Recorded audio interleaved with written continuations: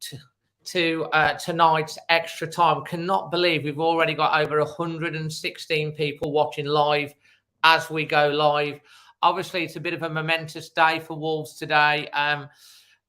Earlier announcing officially, it was dropped earlier on a lot of the in Portugal. Then it went to the British journalists, and everyone was confirming it, including Fabrizio and Percy and Liam and all of those guys. And then obviously then it got announced officially by Wolves that Wolves have parted company with head coach Bruno Lage after 16 months in charge. And, it's been, the writing was on the wall. We talked about it in our last podcast. We basically, I think Manny called it, actually. He said after the West Ham game. And it's exactly as it is. We've got so many people wanting to come on the show tonight. So we're going to do extra time in a slightly different format. Normally, we just have one guest come on at a time on extra time. This time, we're going to do it in groups of 3 so we can have a proper chat, bit of banter across everything, and we can get through. Otherwise, it could end up being a 4-hour show, and I get told off by Emma, the producer, if it goes into the night. It was a late one last night, getting back at 1 o'clock in the morning. If you are trying to get on the show and you can't currently get into the green room, don't worry, just keep trying every 15 minutes, because as we get through, the gaps will appear. Or drop us a message on the Always Wolves and we'll get you on. And of course, I do want to say a big thank you to Wolf Life, the local Bilston company that does the insurance, life insurance, who power this show. And you can enter the win a Wolf shirt in the link below. And so without any further ado, let's bring on my first guests. We've got Manny. Hi, Dave. How you doing? You're right, mate. Yeah, we've got Jason and we've got Paul. How you doing? Evening, everyone. Well. Welcome to the show, guys. A momentous day. It seems only like a week and a half ago that we all sat round Jason's talking about how long do we think Bruno Lage has got. And Manny, you are the winner, because you did say after the West Ham game, I believe, that you said. Yeah. In fact, wasn't it the fact that Bruno Lage and his brother were going to be having some samosas delivered tomorrow? It is so surreal, because on the eve of the match on Saturday, just out of the blue, you get a message from somebody who knows somebody, and it comes to me that, can you send some samosas for Bruno and his brother?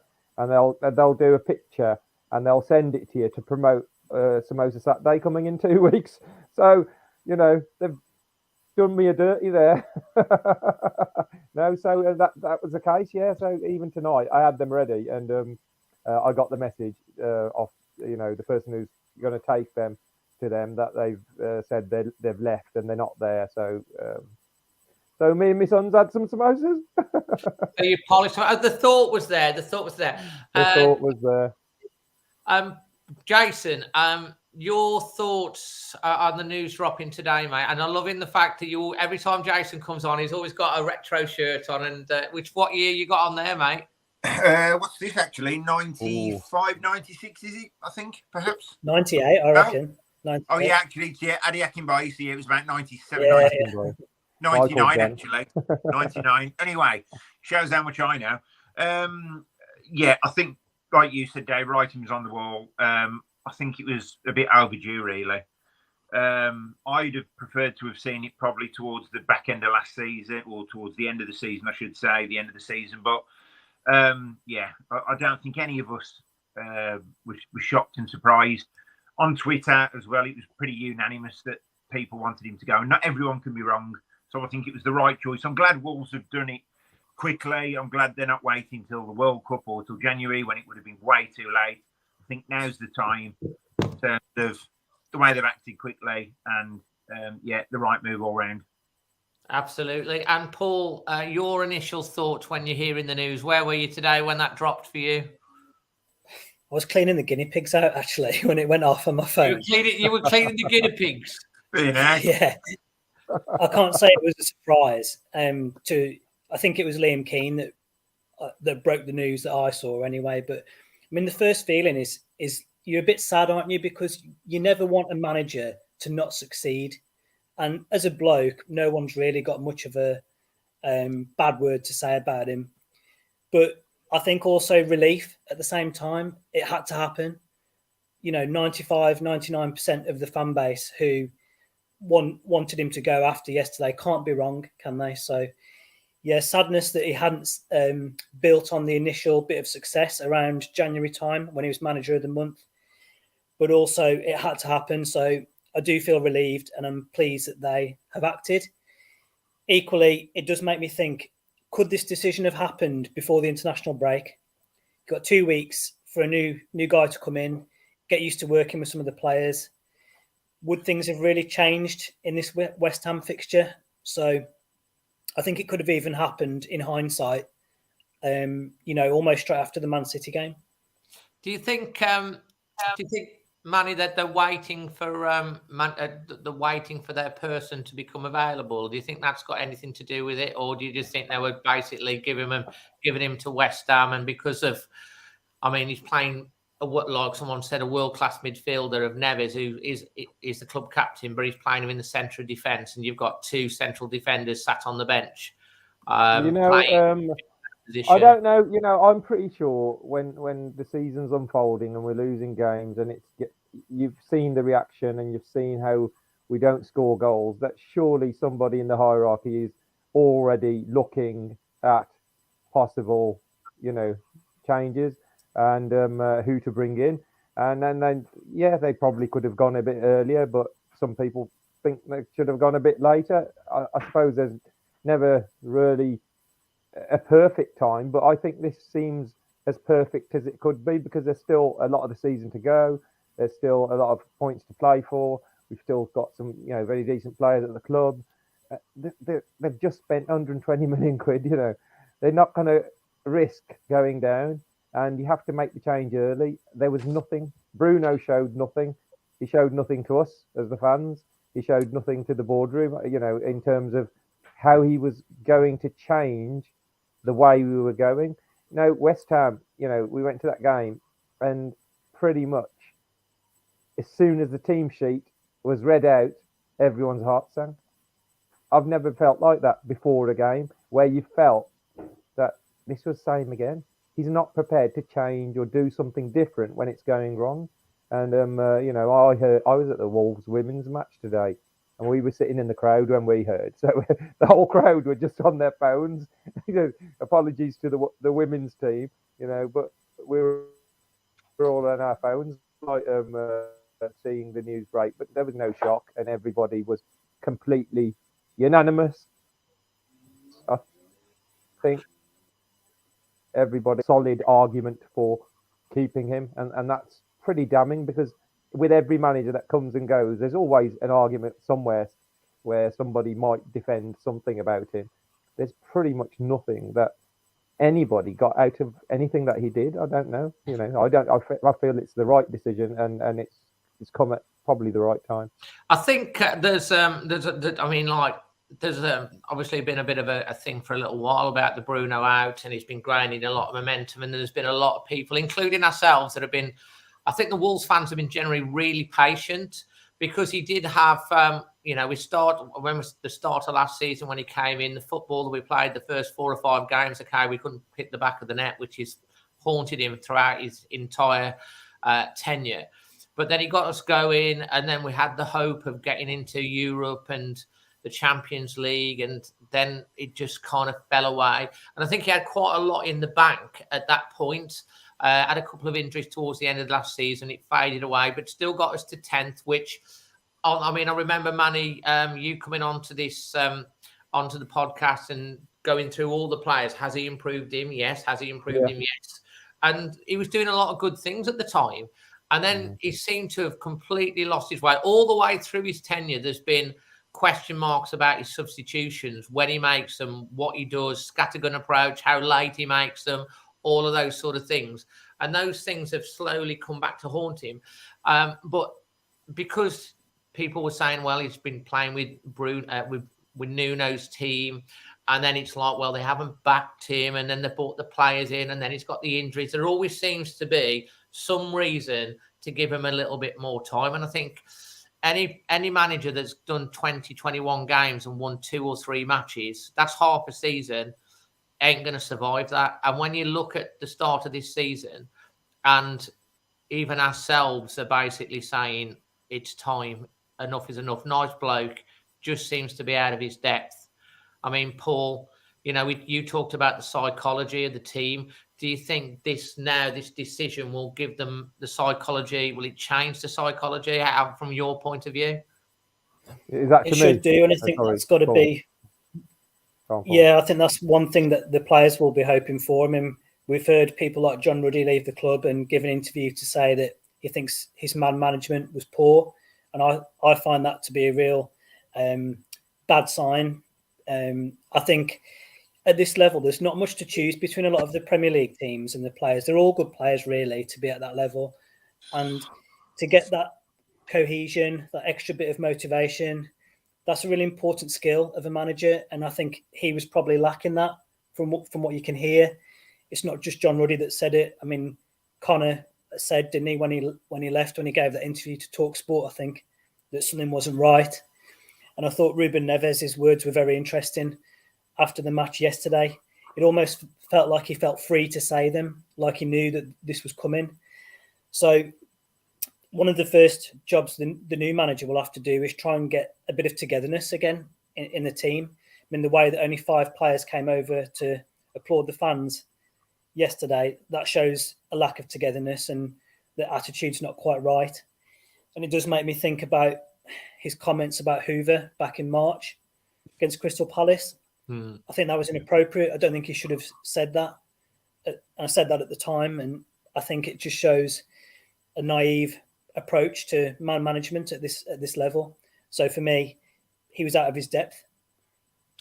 Jason, on that, with regards to obviously him going in terms of like the man management side of Bruno Lage, he comes in, he's very analytical type of thing, and we've also in the summer, when he was kind of basically trying to shout, right, this is my team. You've got the likes of Rumensays, Bolly, Cody, all of those bombed out. Big influences in the dressing room, going obviously to the back four, which is fair enough. That's his team. But do you think that's where it's all stemmed from? Where it's kind of... Yeah, I mean, there's been excuses given that, yes, he was using Nuno's team, but equally, there was a good team there. There was some decent players. They should have been performing much better. He's had his window now, albeit he left his business very, very late. That's probably not Bruno's fault. It's, due to players becoming available, etc., and the right players. But the business was done very, very late. So if they had time to gel, listen, we can give him a million excuses. He wasn't the man for the job. If you look at the way he started at Benfica, he had a fantastic start, and it petered off from one of the best runs in their history to one of the worst runs. And at Wolves, once again, it started well. The football was decent, but we've had a problem with goal scoring all along, and I think that was his downfall in the end. Yes, he got the defence right. Nuno got the defence right. That's never really been an issue, but it was the goal scoring. I think what they need to focus on now is, instead of getting these head coaches in, because look, who can teach Ruben Neves and Joe Martino? You can't keep overcoaching these players. I think you need a real good man manager in. We've got a fantastic team. We don't doubt the ability. We know we've got the ability there. We need someone to come in and man manage these players and get the best out of them. Now, I'm going to chuck a curveball in, because I think they need to look for a manager. You're not going to say Dean Saunders, are you? No. I'm not selling that tonight. They need to look for a manager now on their uppers. When we took Bruno Lage, he was on a downer. I've just said that. He had a poor run with Benfica, and we give him an opportunity. We need to get someone on the uppers. We need to get someone who's doing well now. We need to get someone who's firing on all cylinders. Don't ask me who, because I can give you names. I mean, that Lopetegui, for me, he's not the man for the job, because he's having a really poor run at the minute. So I'm not an expert in Italian football, Spanish football, Turkish football, Portuguese football, so I can't tell you the man. Well, I can give you some names that have been thrown in that I've got from Carl. Obviously, some of these might be completely out of our range, but you don't know. But obviously, Lopetegui is one of those He managed, obviously, Spain. He did really well with Sevilla for a couple of seasons. Obviously, won the Europa League. He was the manager when they played us off the park in the quarterfinals of the Europa League. You'll remember that. Yeah. I think they got them to third or fourth in La Liga last year. It hasn't started well for him this year, but up until this year, he's done really well. Originally was Fosun's first man. He was virtually going to be the guaranteed manager, then got the Spain job. Obviously, another one here that been put down is Thomas Tuchel. Probably not going to happen. Ruben Amorim, he's managed Braga and is currently what was the Sporting Lisbon manager from now till the current day. Won 4 trophies with Sporting, although they're only 7th at the moment. Sergio Concerta, Paula Fosenka. He's put Sean Dyche out of here, but I can't believe that one's even on there. Sean Dyche, look at the players we've got: Ruben Neves, Mateus Nunes, Joe Moutinho. What is Sean Dyche going to teach this team? It's just ridiculous. We might as well just chuck the midfield out. Whoever put Sean Dyche, that is just ridiculous. That's just Carl. Let's put that down. We've got Ange Oscar Lou. Yeah. He is currently the manager of Celtic. You might as well put, Dave, if you're going to put if you're going to put Sean Dyche, you might as well add Sam Allardyce on there. That's ridiculous. I've not put it. This is a list that's been sent to me. I know. Let's be realistic. At the end of the day, we've got to look at somebody, like Jay said, it takes us to the next level. We had a manager that nobody knew about, Bruno Lage. Really, the Benfica 100 goals was, really. If somebody got an echo, sorry, I can't hear. I think you might be Paul again. It was you last time, Paul. I've only got my laptop on. Okay, that's okay. Are you doing a radio interview as well, man? Am I? Or an echo. No, I think we need to go a step up. We need to go to somebody who's, why don't teams spend money on managers? They seem to go for these big players like, Nunes, 45 million, 30 million for Guedes, and then what we were paying Bruno Lage, paying in peanuts, weren't we? So yeah, we got a massive echo. So I'm going to drop each one of you off one at a time to see what whose it is. So I'm going to drop you off first. Hello. Flipping heck, Paul, that's it. It's Paul. It's Paul. Paul, it's your computer. The echo there. Yeah, it is. Yeah. I'll have to try it on my iPad next time then. Okay, that's okay now. No, it's still there. No, it's not. Can you come back on your iPad in a second? Yeah, if you like. I don't understand how there's an echo though. I've literally just got my iPad on and laptop on and nothing else. It's gone again now. It's the ghost of Bruno. Yeah. Won't Steve Bruce be looking for a job soon as well? Yeah, another one is Pedro Martins, who's managed Olympiacos as well. Yeah, they've had a decent run in Europe, haven't they, and dominated their own league. I don't know enough about these managers to make an informed decision, but if you take Lopetegui, for example, he's got an elite track record, Europa League. He's managed his country, Spain, hasn't he? And he's been Real Madrid manager. So surely that's good enough for us. He's got a good relationship with Neves as well. I wasn't completely writing him off, by the way, but I just think I'm just hell-bent on getting someone who's on the uppers, as I said earlier. I think that's so important that we've got someone who can hit the ground running, who's got confidence already, who's not coming with any baggage. Sorry, Emma's trying to help me here with the echo cancellation. Paul, I'm going to have to drop you off because of the echo. I'm sorry. Yeah, no worries. Sorry about that. I've got no idea why that's the case. Yeah, apologies for that, mate. All right, no worries. I'll see you on Saturday. Yeah, see you on Saturday. Looking forward to it. Right, so yeah. That poor Mansell. I mean, Jeff Shee handled it better than that, Dave. You know what? Listening to Jace is quite interesting, but listening to him twice can get a bit. I could hear myself speaking. I was thinking, oh my God. So I'm gonna bring Jack on into the equation here. Hello, Jack. Hi guys, you all right? How you doing, Jack? You've been listening to this. What are your thoughts? I agree with everything that's been said. I mean, I've got no ill feelings towards Bruno. He's very beige. You know, he's come in. He won't leave very many footprints on the history of the club, will he? He's kind of come in, done an okay job, and now he's gone. The timing is absolutely right, because if you saw at full time yesterday, the fans were starting to turn. So after that, it becomes toxic, it becomes bitter, it becomes personal. And you don't want to see that, because I think we're better as a club than that. So I think now is the perfect time to go. It was a left field choice. We've given him a go. It hasn't worked. Thank you very much. Off you go. And then we go and get someone else and start again. So I think the timing is spot on. He's just used the word beige. I think that's the best word anybody's used to describe Bruno. You know, that's like just bang on, wasn't it? So what do you think, Jack, in terms of your preferences of all these names being bandied about? Because me and Jason, Dave, sort of shaking our heads. We don't really know any of them, you know.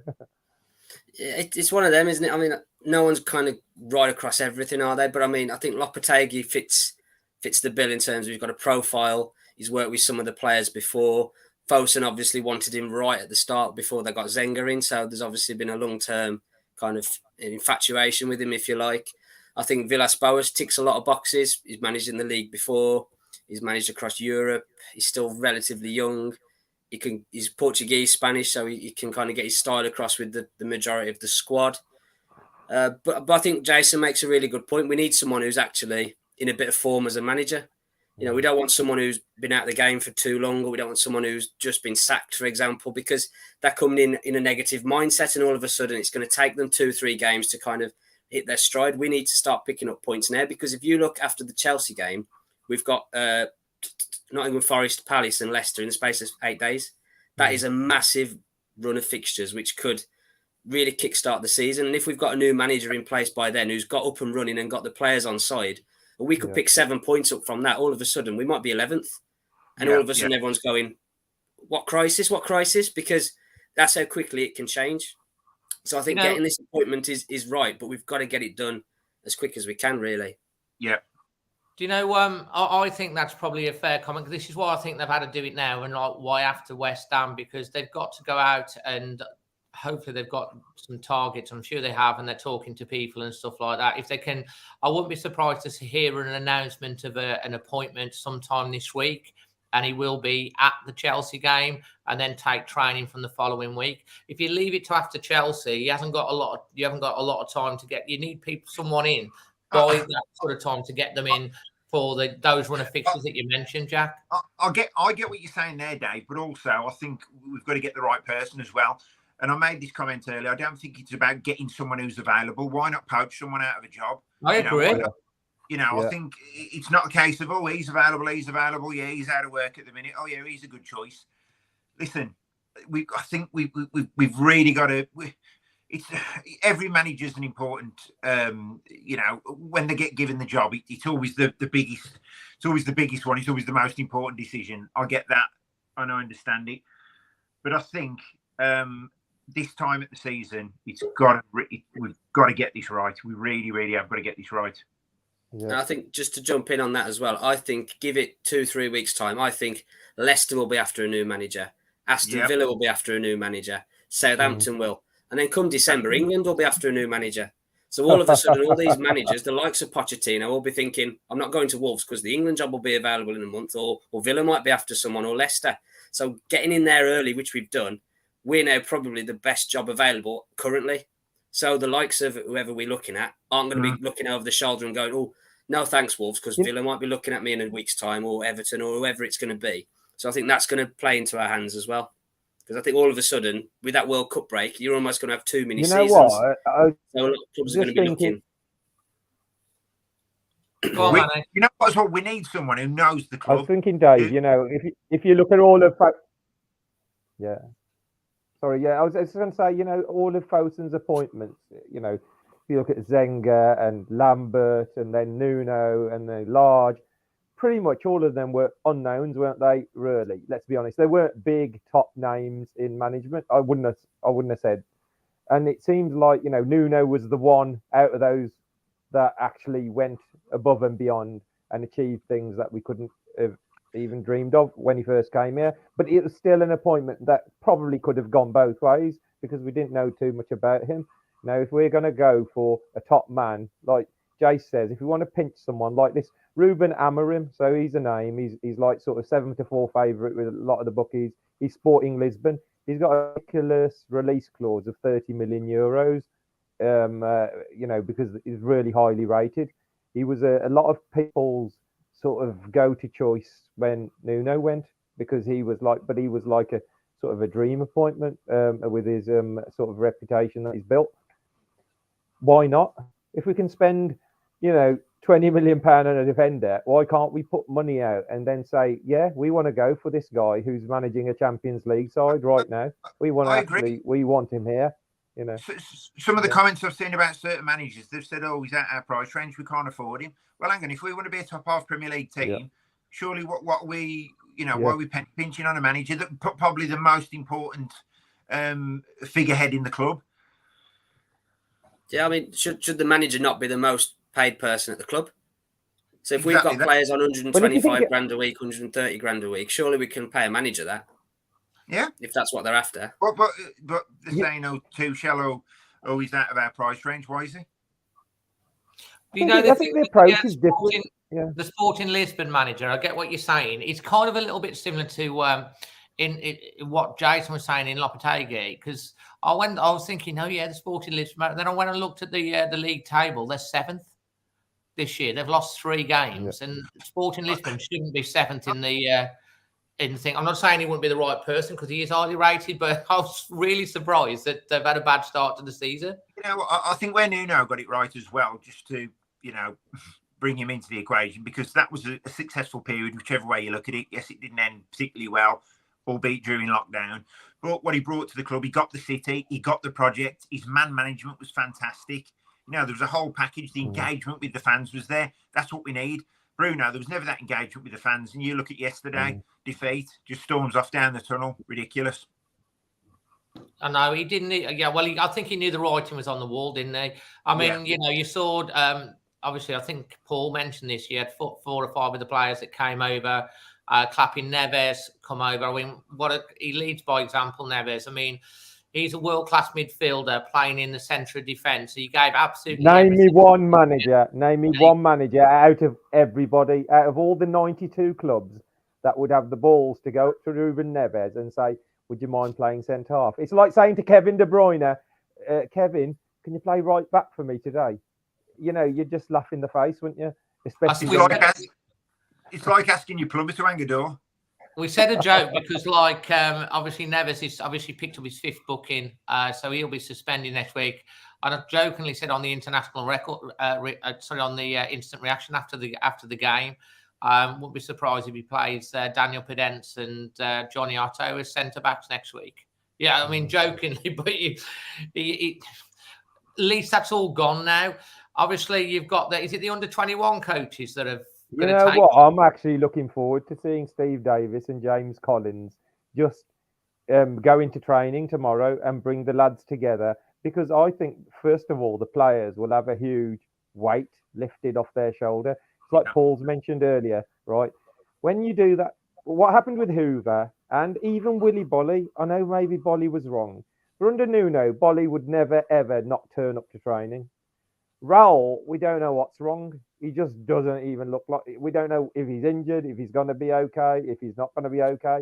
You had the Hoover situation, you had the Cody situation, you had the Ruddy situation. All these situations developed under Bruno Lage. These were players who were solid, they were focused, they were together, and suddenly these players didn't want to play for the club, didn't want to be there. And then Bruno, instead of sorting that out, locking the door, you lock the door and get the players in and sort it out and bang your heads together and get a method out. What you don't do is go in front of the press and say, well, who has been doing this? Oh, so-and-so doesn't train very hard. Oh, Bolly didn't turn up to training. Oh, the other players hear that and they think we're probably next, and they all go. And that's what breaks all the team spirit. And what Ruben Neves said last night, a player wouldn't say what Neves said last night if he had a proper manager in charge, because he would have been fearful of the manager. Do you know what? As well, one of the things that I looked at yesterday when I was at the game, and I looked to the touchline, and you got obviously the West Ham manager. Did we lose connection? Sorry. Yeah, the West Ham manager. Paying your internet bill, Manny? The West Ham manager Moyes, he was on the touchline, and Bruno Lage was sat in his chair, and he was just sat down. And I'm just like looking at that. Jack, you've watched a lot of the under-21s. What do you think we'll get in the next week from these two that are taking temporary charge? I mean, I'm not sure that can make a massive difference in a week, but I think what we need to do is get the players smiling again, because I think the body language at times has been just atrocious, and that's not necessarily a fault of the players, because they look as bored as we do watching. I mean, you look at that front players, Neto, Traore, Podence, Guedes, Nunes, whoever. They can't be enjoying playing that sideways, backwards, slow football. So even if Collins and Davies go in and say, listen, lads, whatever we do this week, enjoy what you're doing, then I think that'll just give everyone a lift and you'll get an extra 5-10%. I mean, I think the thing with Collins is he's almost under instruction to kind of mirror what the first team do. So we'll probably already know quite a lot about the system that Bruno has been playing, and he probably won't want to deviate too much if it is just the one game that they've got, or even if it's just preparing the team for whoever's coming in. So I don't think there'll be a massive difference, but I think if they can concentrate on anything, just that mentality and getting the players enjoying it and getting them excited and a bit of zipping training is what I think we need. Absolutely. I mean, I think we've covered quite a lot there. What I want to do now is get on to, obviously, before we finish off and I get on to the next people that are waiting patiently in the back. I want to talk about the game yesterday in terms of like your man of the match, your performance rating, your highlight of the day. And I also want to come on and talk about your next charity event, because you've got one that you mentioned today, Jason, and then we've got Manny. Jack, we'll have you stay on a little bit longer and then we'll do the spin the wheel. But like, if we go with you first, Jason, if you just want to sum up all of those points on the match yesterday. From your yesterday, going into it, I knew it was going to be a banana skin on the basis that West Ham were beneath us, and that game would have took us into the bottom three. Bearing in mind, we lost to a side yesterday who were completely out of form, and to be fair, they're not a good side at all. Now, we made them look really good. And, you know, Ruben Neves, he's just a fantastic player. He really is. And yes, he can play centre-back. Is he a centre-back now? The guy can play anyway. He's unbelievable. One player I was impressed with, and I didn't think I would be, is Diego Costa. I think when he come on, his movement was excellent. I mean, that's what we've missed as a striker. We've missed players making the runs. We've missed players bringing other people into play, the link-up play. I mean, he linked up with Traore brilliantly, got the ball, beat a player, put it out to Traore. Traore put the cross in. He gets his head. Yeah, it wasn't a particularly great header, but he's won a header. How many times have we seen over the past 12 months a cross into the box and a header like that? We haven't seen it since Real Madrid. So for me, I thought Costa was brilliant. Yes, it was only a cameo appearance, but people were saying, oh, we should have played 90 minutes. Look, he hasn't got that in his tank yet. If he can play a little bit longer against Chelsea, brilliantly. Do I want to see him particularly start? No, I don't want to see him burnt out. The other player I thought was brilliant when he come on, so I'm going to look at the two subs, is Shem Campbell. Now, I haven't really seen much of the guy. He come on and played without fear. He come on, he went down the line, beat a couple of players. He got a great touch. I thought, you know, he was really, really good. So there's two players. Shot away as well, Jason. As soon as he come on, I thought he got that shot away as well, didn't he? Just past the post. He did, and he was beating players, and I just think he was playing with confidence. And when players are playing like that with freedom, I think you should just give them a go. And we got nothing to lose really with that. But what was the man of the match for me? I'm just going to give it to Ruben Neves, because I just think the player's sublime. He's playing in a position he's not used to. He'll do anything that's asked of him. And that's the only thing that's really annoyed me, because if there's any chance of keeping Ruben Neves, we've probably lost that now. Unless someone can come in and things change quickly and all the belief comes back. But judging on what's been happening recently, I think that he's going to be gone in January. But I'll give Ruben Neves man of the match. I think that's a good point. And Jason, your next event that you've got coming up that's available for people to get involved with, The Christmas 2 events one, coming up. So the second best manager after Bruno Lage in Wolves history, Dean Saunders, 27th of October at the Mount Hotel. I'm not expecting anyone to buy tickets for that. It's sold out anyway. But we have got Wolves All-Stars Christmas dinner at the Mount Hotel on the 1st of December, Thursday, 1st of December. Just DM me on Twitter if you want tickets. There's always 9 or 10 Wolves players there. Great night party games. We've got the Wolfpack Howlers. Hopefully they're going to be playing some new tunes because half the songs they've got, all the players have gone. fantastic. They need some new one. Now, on to you, Manny. Highlight of the day, man of the match, performance rating. Highlight of the day for me was, Jason's mentioned it, a winger crossed the ball and a centre forward headed the ball. It was like watching Wolves in the 90s and the 2000s, you know, like the bully years. A winger put the ball, and I was right in line with where that header was. Actually, I thought it was a fantastic header. He was very unlucky. His neck muscles, you could see it was a proper, and he was up against some big burly centre halves who don't give an inch. You know, they do defend really well from the back, and so that was my highlight. Traore came alive. He puts crosses in.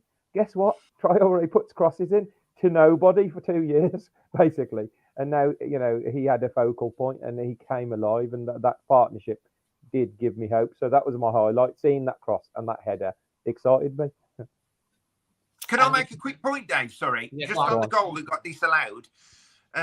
Costa's run was fantastic, but because he hasn't got his fitness, he tried to gain himself a yard, and that's why he got caught offside. But his run was fantastic, and he put it across to Pedence, and that was a great goal. But it was just unfortunate that he was just trying to get that yard. I thought Costa, actually, I was really impressed. He was very intelligent with his play, the way he was linking up. You know, second he came on, within the first 30 seconds, he was doing this calm down. And he was Well, it wasn't calm down. What he did, Dave, if you see when he runs on, he looks at the midfielders and he tells them to come closer to me. He basically said, you two have got to come closer to me and then we can play. Because he's like a manager. He was sitting on there was one point, my son said, Costa's just had a go at somebody on the bench.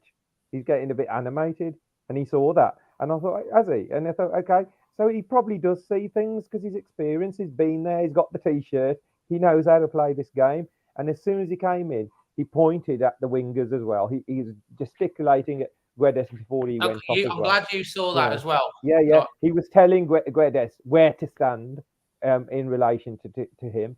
So he's got know-how, you know. And then after he did that, you still had a doubt. Has he got the movement? Has he got the pace? Will he?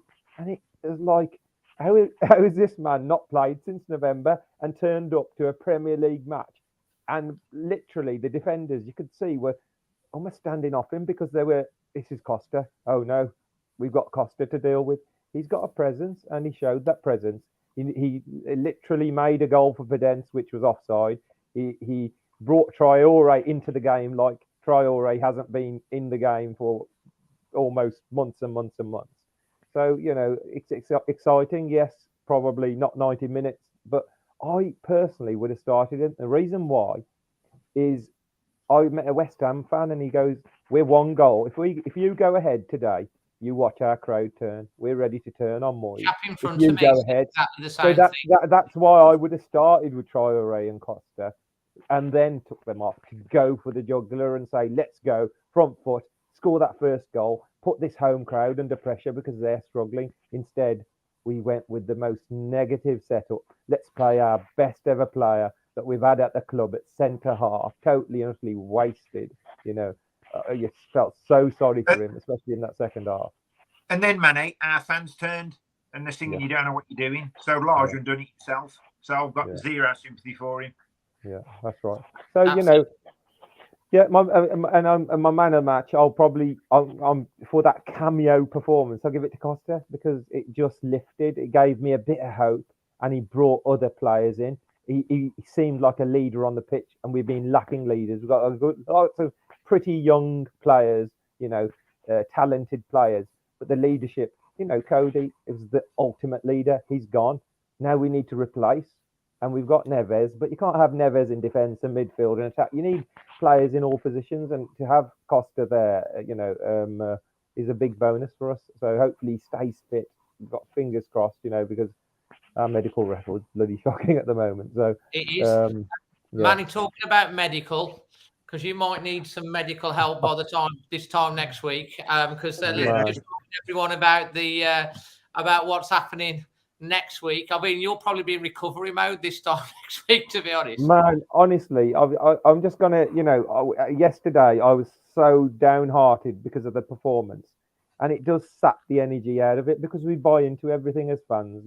We don't go there. It's not like a cinema where you go and watch a film and you just enjoy it and you eat your pop. This is, people's lives and livelihood, and I've just this is my wallet. I've just pulled it out. All this, Dave, was from fans yesterday. That's amazing. Just stuffed into my hands. These are people I don't even know. I want to thank them. And they're just saying, mate, what you and that is the energy and the the support you get. And so yeah, I'm walking to Chelsea. Who would have thought managerless Wolves versus Graham Potter's Chelsea? You would have got big odds on that at the start of the season. Can you imagine if you'd have walked to West Ham yesterday? Right. It'd be quicker than travelling on the. I'll tell you what, it took us 5.5 hours, 10 minutes late getting in there. He'd probably got there quicker. Mate, it's horrific. It was a horrific journey. But yeah, I'm starting 5 o'clock on Thursday morning from Molineux, walking all the way to Banbury, which is 54 miles away, and getting to Banbury for about 11 o'clock at night from 5 o'clock. And then walking in the morning, another stupid, ridiculous distance to Amersham. The hotel bloody cancelled on me, the one I had booked. It was horrific. They rang me and they said we're overbooked because we've got a conference. I'm saying we've got another one, which is about. I said I'm walking. I can't have another one. This is my route. Thankfully, I found one which has slightly changed the route. Well, hopefully getting into Chelsea in some sort of condition at about 1:30. And in a way, I'm a little bit more excited because, let's be honest, we've got two lads, homegrown lads. One's a Wolves fan. Steve Davis is a Wolves fan, isn't he? He's and so these lads, this is a dream come true. Even if it's just for a week, to coach a Premier League top class, and they know all the players because they've been around the club, so they'll know all the players. They'll know their names. They know all the youngsters, and maybe they might say, Tim, go on then, mate. We've got you for a week, and we want you to go out and strut your stuff against Chelsea. So I'm looking forward to that. It'll be, I think we'll back them and we'll give them a good rousing reception. Whoever.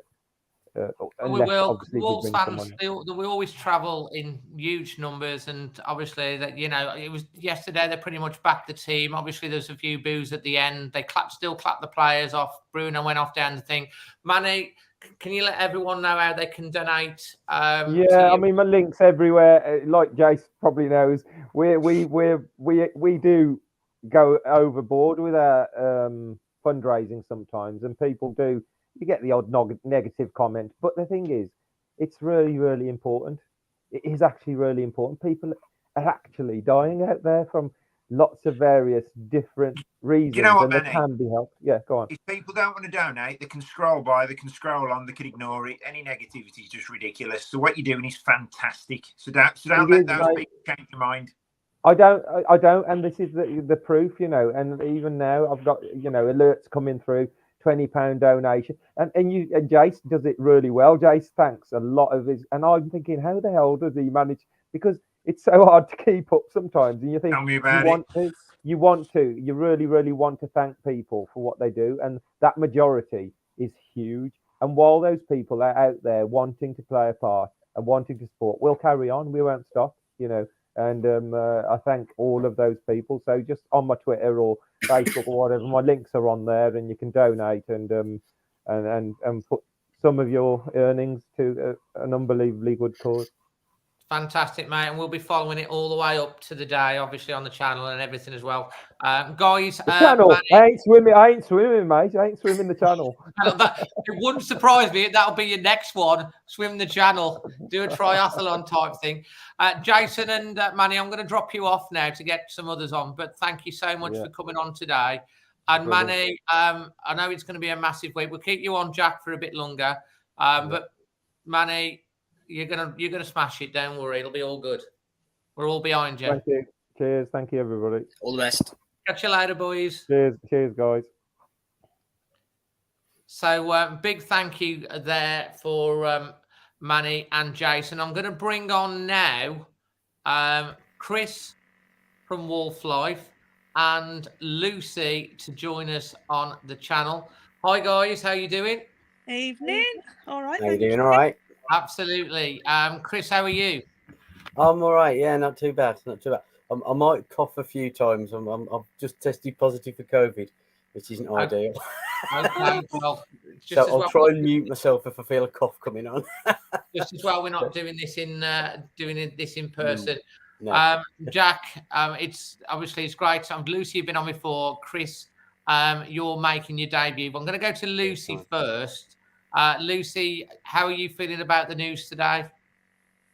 Feeling better now, to be honest. After yesterday, what happened, I'm just relieved. I'm not happy. I'm not upset. I'm relieved because it's like a weight off our shoulders. It's been a long time coming. And like I said on the last one, it's only a matter of time, and I'm glad it's now. You know, they've made a decisive decision and they've pulled the plug. Chris, are you feeling the same? Yeah, I mean, it felt inevitable, didn't it? And the run of results and his demeanour as just feels negative, doesn't it?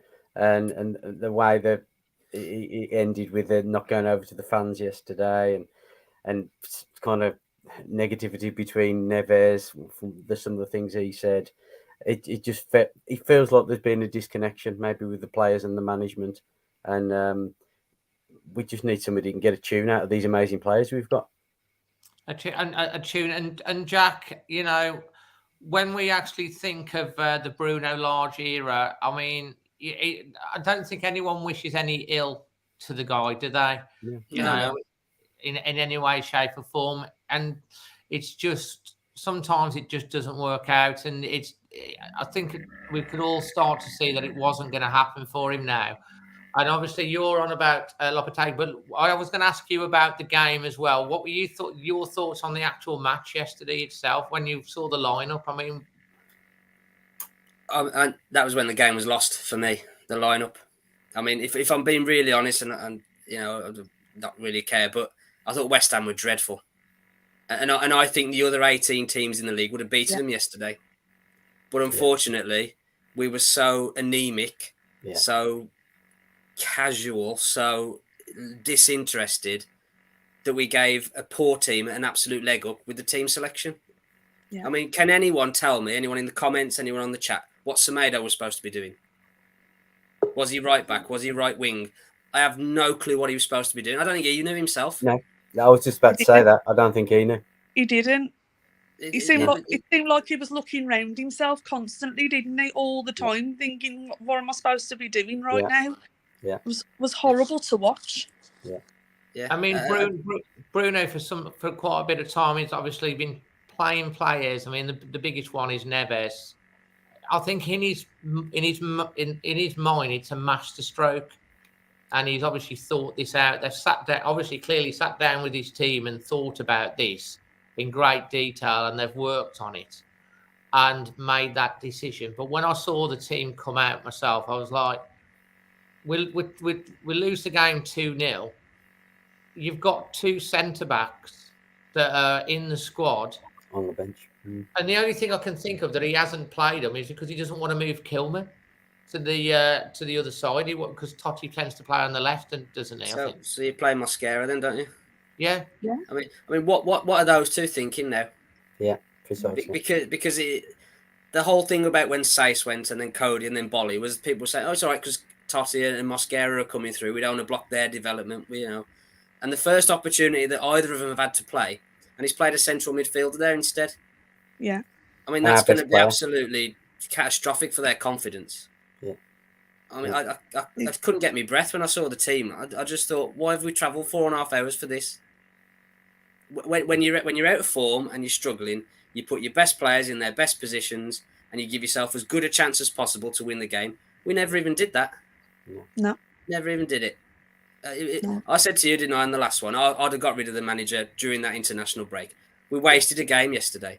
That was an absolute waste of a game because it was there for us. If we'd have had the best players in the right positions and we'd have had a go, and we had a bit of approach and a bit of a tactical awareness, that game was there to get 3 points, and we've absolutely wasted it.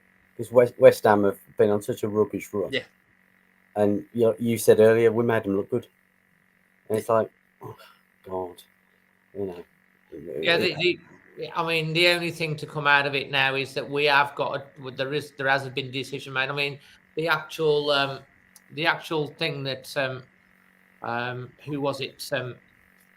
Jeff Shee that actually said on his statement. I'll read it out. He's basically said Wolves chairman Jeff Shee said Bruno is an excellent coach, a hard-working and dedicated manager, and was warm, wise, and honest man. He and his staff have been a pleasure to work with throughout their time at Wolves. So it's with much sadness that we've had to make what has been a difficult decision. I honestly have no doubt about Bruno's ability, and I'm sure he will succeed elsewhere. However, the team's form and performances over the last few months mean we've had no choice but to act. He says, on behalf of everyone at Wolves, would like to place on my record gratitude for Bruno and his coaching team for all their efforts during their time with the club, and wish them well. And obviously Steve Davis and James Collins. I mean, nice words from Jeff. Obviously a nice bloke. But we were talking about last week, Wolves are a little bit too nice. Yeah. Too nice. And we play very nice football. We need a little bit more grit in the team. We need a manager that's going to come in and play, like you said, put round pegs in round holes, not try it. And I think Lage overthinks things sometimes. He overthinks things and overanalyzes it. And I think that's kind of taken its toll on the team. You need to say to the players, you're a midfielder, you're playing in midfield, you're a left-sided attacker, you're a right-sided attacker. Costa or Chem, we want you in between the sticks, attacking the 6-yard box and the defence. Everyone knows their jobs. Yeah. But you talk about, Jack, and I'll come to you as well, Lucy, talk about the Totti and Yerson. They're probably going, thank goodness now, because they get another, because he's gone. Everyone gets a clean slate, don't they, with a new manager, Lucy? Yeah.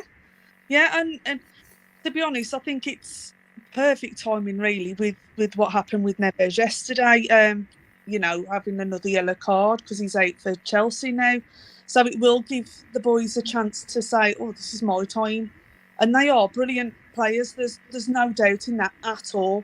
And I can't wait to see them play because I believe in both of them. I think they're fantastic players. They just haven't been given an opportunity to show exactly what they can do.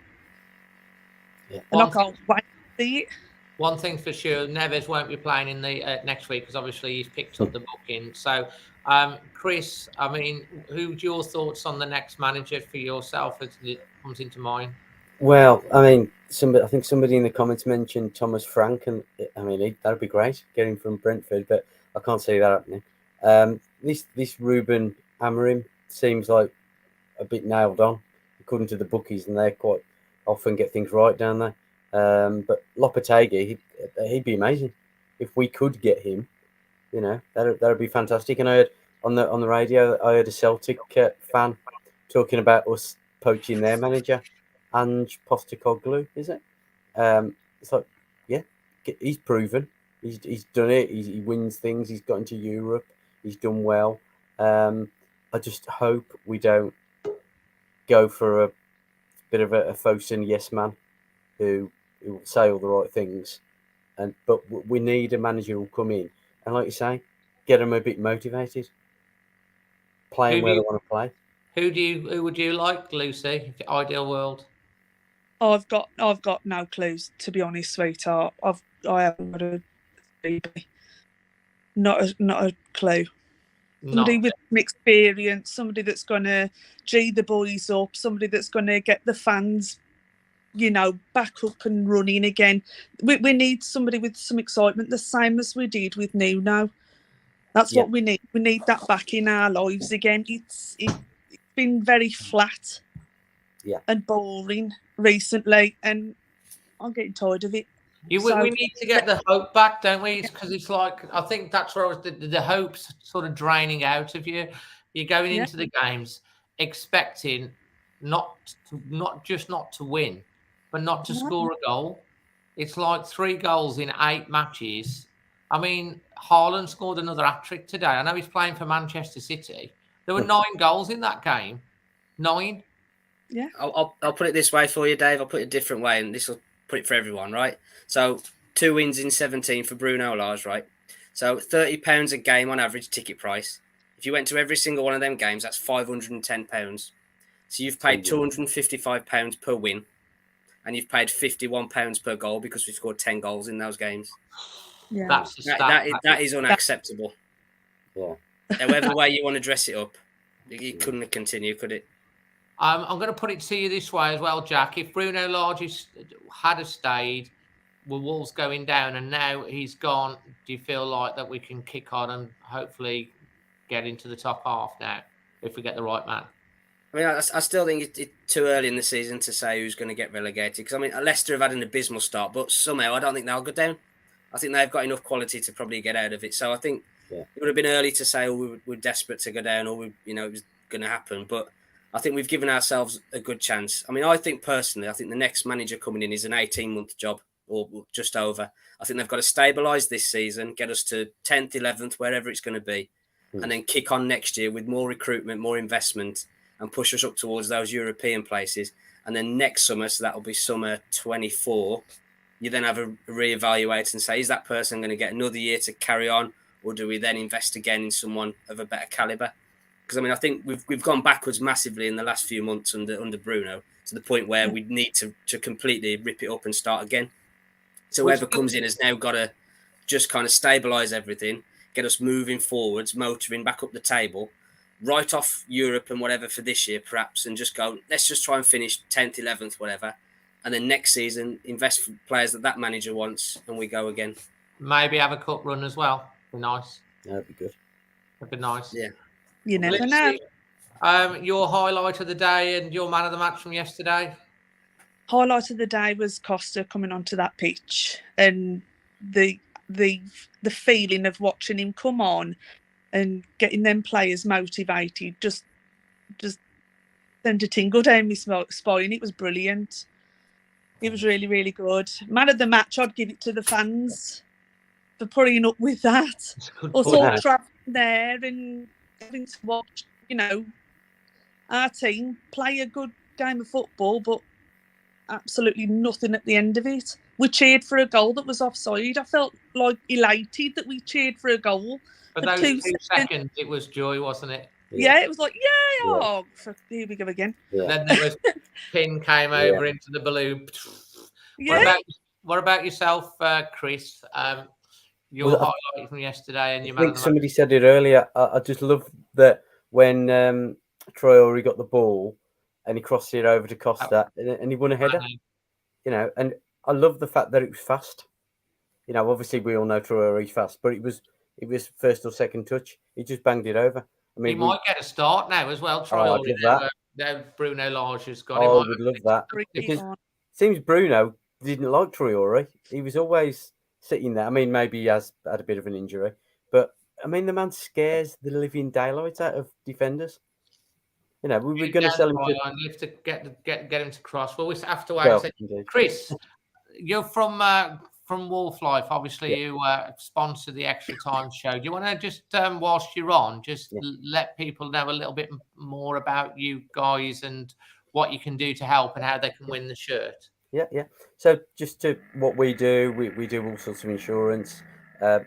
Mainly what I'm here to promote is life insurance and associated types of insurance. The way I think about it is, we all insure our phones or our pets, but a lot of us don't insure ourselves. And I just think that we should value ourselves and think about having some life insurance, even if it's just to pay off the mortgage. And I just, even if people don't have it through us, I want them to, obviously, but I just want all of our Wolves fans to be protected. And that's what we're here to do. help us all have the protection that we should have. Life insurance. You're a Bilston-based company as well, aren't you? Local. We're all local boys and girls. Just up the road from Majors. Yeah, indeed. Yeah. Just across the road from Greg's as well. And yeah, we're all local. Local people started the company, and we're all in it together. You know, we're not. There's no call center. The person who calls you, because the whole point of it is people put the name and details down in the link below, and I've been calling a lot of those people, and I think a lot of people have been getting the numbers wrong. So it's quite important that people make sure that the phone number is correct. And it's going to be a local person who calls you, whether it's me or Nick or somebody else. And we'll want to help the local company, because it's all when Wolves are doing well, it's good for the locality, isn't it? It's good for everybody. And it's just promoting local businesses. That's what we're all about. So basically, what we need everyone to do, in the link below, one of the links below this video, there's a link which says win a Wolves shirt. You click on that, you put your details in, you'll get a free quote on your life insurance, which everyone should have anyway, and probably more so, especially the way things are at the moment in the world. And there's going to be 2 or 3 draws throughout the season to win one of the new Wolves shirts as well. So just make sure you click on that, and you'll probably get Chris giving you a call as well, and you'll probably end up talking mostly about Wolves, I would imagine. Yes. I know the new manager's going to be.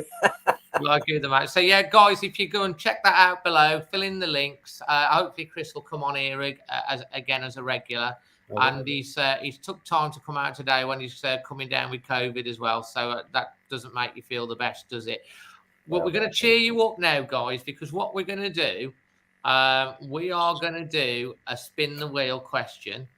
Because you love to spin the wheel. So I'm bringing it up. I'm bringing it up on the screen. Can you see the wheel? Yeah. So the wheel's up, and this is a question for all of you, and I'm going to spin it now. So here we go.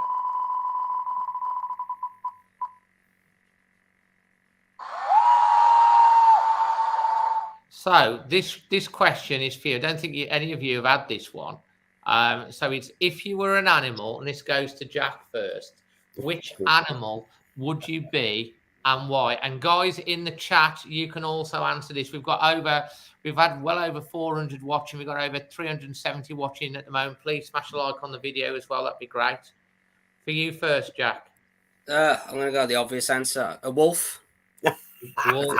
I think working in a pack. Yeah, great mentality. You know, I think they all have individual jobs within the pack, don't they? So it works for you. I think that they've got it sorted, haven't they? Absolutely. It's a great life, I think. Like that. Andy Powell says, watching Wolves, you do need life insurance. Heart attacks, yeah, definitely. Darren's gone for an eagle. Mark's gone for a wolf as well. Chris wants to be a bird. We've got wolf here. There's quite a few that are saying wolf. Wolf or tiger. Someone wants to be an elephant. They never forget, do they, elephants? Go. So, Chris, we'll come to you in a minute. Give you a bit more time, Lucy. What would you be? You can't say wolf. Do you want me to answer or Lucy? Chris first. Go on. I'm gonna say Labrador, because I love Labradors. Why? Because Labradors are very affectionate. They're dogs, affectionate. They're gentle. They're playful. They're they're just the world's best dog. Everybody, apart from wolves, obviously. The world's most popular dog, and I think Labradors are brilliant. Having had a Labrador, not anymore, but they don't live forever. But I'd be a lab, yeah, because they're the best dog. Fantastic. And Lucy, what about yourself? Oh, you've done it again, Dave. You keep picking these ones that I can't blooming answer. That's why I gave you last, so you got a bit of time to think. I know, but Jack's pinched mine. You were going to go with a wolf, yeah? Okay, well, Jack was there first. Sorry about that, Luce. The pack mentality. I just want to say hello to my niece and nephew, Lily and Alfie, who are watching tonight, by the way. Hi, Lily and Alfie. Got some little fans there. I'd say a giraffe. A Being giraffe. tall the way I am. Oh, yeah. There you go. A giraffe. A giraffe would be very useful for watching in the crowd because you'd have a long neck to be able to see all the action, wouldn't you? And you get on some of Traore's crosses as well. Oh, God. The only problem with that, Jack, you'd probably get injured after 30 minutes. Yeah, do his ACL. Yeah. On his debut. Guys, absolute pleasure having you on. Jack, thanks for hanging on for a little bit more and stepping in for Paul. Chris, thanks for making your debut. If you feel better, don't forget to fill in the form below for the Wolf Life for the life insurance and get in the enter to win the Wolf shirt. And Lucy, fantastic having you on for all this time today as well. No problem at all. Thanks, Dave. Love everybody. Cheers, guys. I'm going to drop you off and bring on the next guys. Cheers. Okay. Cheers. I'm going to ask the producer if she kindly do me another cup of tea as well, if she would. Emma's in the background there. So, guys, next up that I'm going to bring on, we're going to bring on, before we get on to the rest of the Wolves, we're going to bring on a West Ham fan. Before we get on to Chris, Dave, Thomas, and Keith, we've got Gio from Hammers Chat, who's on here to talk to us about his view on the game and the Wolves situation. You was obviously from Hammers Chat YouTube channel, Gio. What did you make of the game, and what do you make of the sacking about Bruno Lage? He was not very complimentary on the preview. You'd gone off him, so I think you probably agree with the sacking. Yeah, I do. I think it's the best thing for Wolves, really. I thought Wolves last season, for the first half of the season, I thought they were really good under Bruno Lage. But the second half, I thought you were just boring, and you continued that into this season, really. And I could see you're bang in trouble, actually, if you didn't get rid of him. But you've got rid of him now, probably a game too late. I do agree with what Jack said. You've wasted this game, really. You could have got somebody in over the international break. He didn't have that many players away on Portugal duty, yet most of them were still back at training. So the new manager would have had plenty of time with the majority of the squad. So it's a wasted opportunity, really. But you've got rid of him now. There's 30 games to play. You'll be fine. You're not going to get relegated to that. Assuming you get the next appointment right, you've got a really good squad there. I was relieved when I saw the teams, Dave. When the teams come out, I also look at the West Ham one first. Thought, right, okay, Moyes has made a few changes, happy days. Then I saw your one, and me and you joked about Neves playing centre back, and we joked that it wouldn't happen, and it did, and I was delighted. And the Wolves player I'm fearing most, when as soon as I saw the lineups before the game yesterday, the Wolves player I feared the most for this week is Fabio Silva on Thursday. And I'm not even joking. We play Anderlecht on Thursday. Anderlecht, aren't you? And I was generally thinking, oh, well, because we listen, West Ham going into that game, we were in horrendous form. Our players were in poor form. I wasn't particularly looking forward to it. Saturday, I started to perk up a bit. That's just football fan optimism creeping in. But as soon as I saw the lineups, my mood changed. The West Ham one and the Wolves one. And how I thought it might play out did play out. I think the tactics were spot on. Bruno Lage's tactics for West Ham. You played into our hand completely. We're a side low in confidence. I know you are as well, but we were a side low in confidence. It should have been a good ground for you to go to with the home fans and stuff, and with the train strikes and stuff as well. And you made it easy for us. We didn't play amazing. We didn't have to. We played all right. I think you have to take context into consideration, though, which is our form going into this. And I would have taken the scrappiest 1-0 win ever. I would have been happy with that. I'm sure you would have as well, Dave. You don't really care about the performance as such. Get the points on the board, then worry about the performance later on in the season. So we didn't... half the league, we play like that against half the league, we get beat. As simple as that. But there's probably a few other teams we beat as well. Southampton, Leicester, Villa. I'd imagine we might have beaten them playing like that. But we won it because of individual quality, really, and because of Bruno Lage's tactics. Right, it was a great strike, the first goal. Yeah. It deflected across to him and he finished it well. And Bowen, who was it scored the second goal? Bowen scored the second. Skamaka scored the first one. It was a good finish as well. But that's the difference. Wolves never really... Traore had a shot that just flashed wide. Costa... hit that header just wide. If that had gone in at 2-1, who knows? I thought Wolves played better when we went down 2-0, strangely enough, but that's too late. You had two moments where you finished and you were never really troubled, were you? Defensively, you did your job. and you got the 3 points, and obviously all the West Ham fans after the game were singing and happy, and that might kickstart your season now. I'm hoping so. We've got, Fulham next Sunday. So you were the right opponents for us yesterday. Fulham are probably the right opponents for us next Sunday. It's a home game, a little bit tougher than Wolves probably going into it. So it'll be a good barometer. And we haven't turned the corner. We haven't solved anything yet, but I felt there was a few positives there for us to take into next week, but it wasn't the perfect performance. It wasn't the perfect team, but it was a vast improvement at what we saw against Everton just before the international break. And, I thought 2 or 3 of our players played well, and that was good enough for us to get 3 points at the end of the day. But like I said, both managers were under pressure going into that one, and I think it was just win at all costs. And fortunately, we got the 3 points. Who would you like to see Wolves bring in? I think my knowledge on the European game, if you like, isn't that vast. So when you're talking about managers from the Portuguese league and whatever, I can't really comment on them. But I do think Ange from Celtic would be a fantastic appointment for you. If you can look, I don't think it's as straightforward. I see a lot of people linking him to Premier League jobs. He doesn't seem in a hurry to leave Celtic, and I can understand why. He's got Champions League football there at the minute, and I think he's waiting for the right job in the Premier League.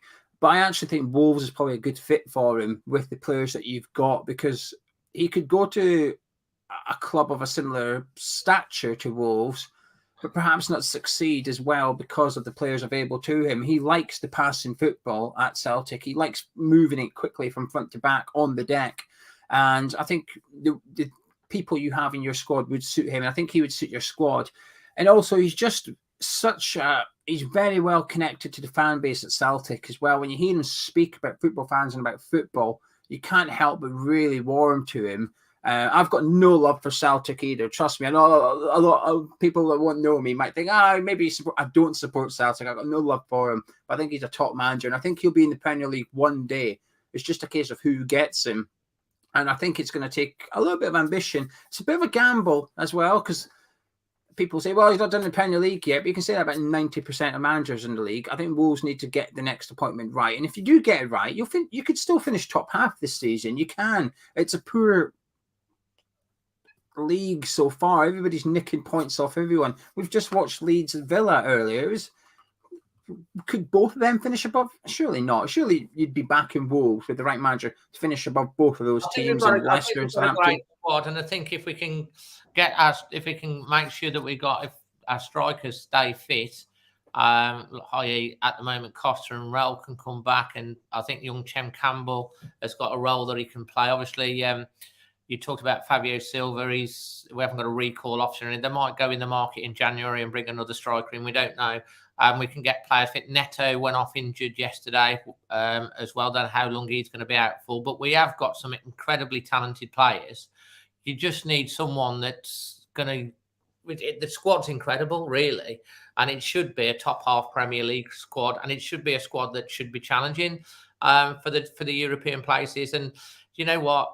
I looked at the table earlier, and we're not that, win a couple of games, you're already halfway. So it's early doors yet.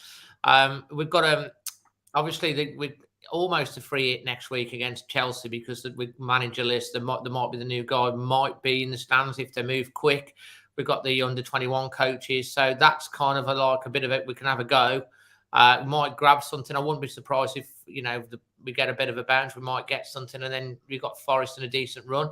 So anything could happen. Yeah, because the season's still early. You put two or three wins together, you can bounce off. I mean, ultimately, I still think we'll be okay, and we'll finish in the top half if we get the right appointment. For you, who was your standout player for Wolves yesterday? I have to agree with everybody. It's Costa. He caused us problems. I think it was easy for our defence. It's the story of your season so far, from a neutral perspective, that the first half hour summed up Wolves for me, which is you had plenty of the ball, but you didn't really do much. But then St. Johnny had a couple of long distance efforts, which was Hollywood style saves from Fabianski, but saves you'd expect a keeper to make in the Premier League.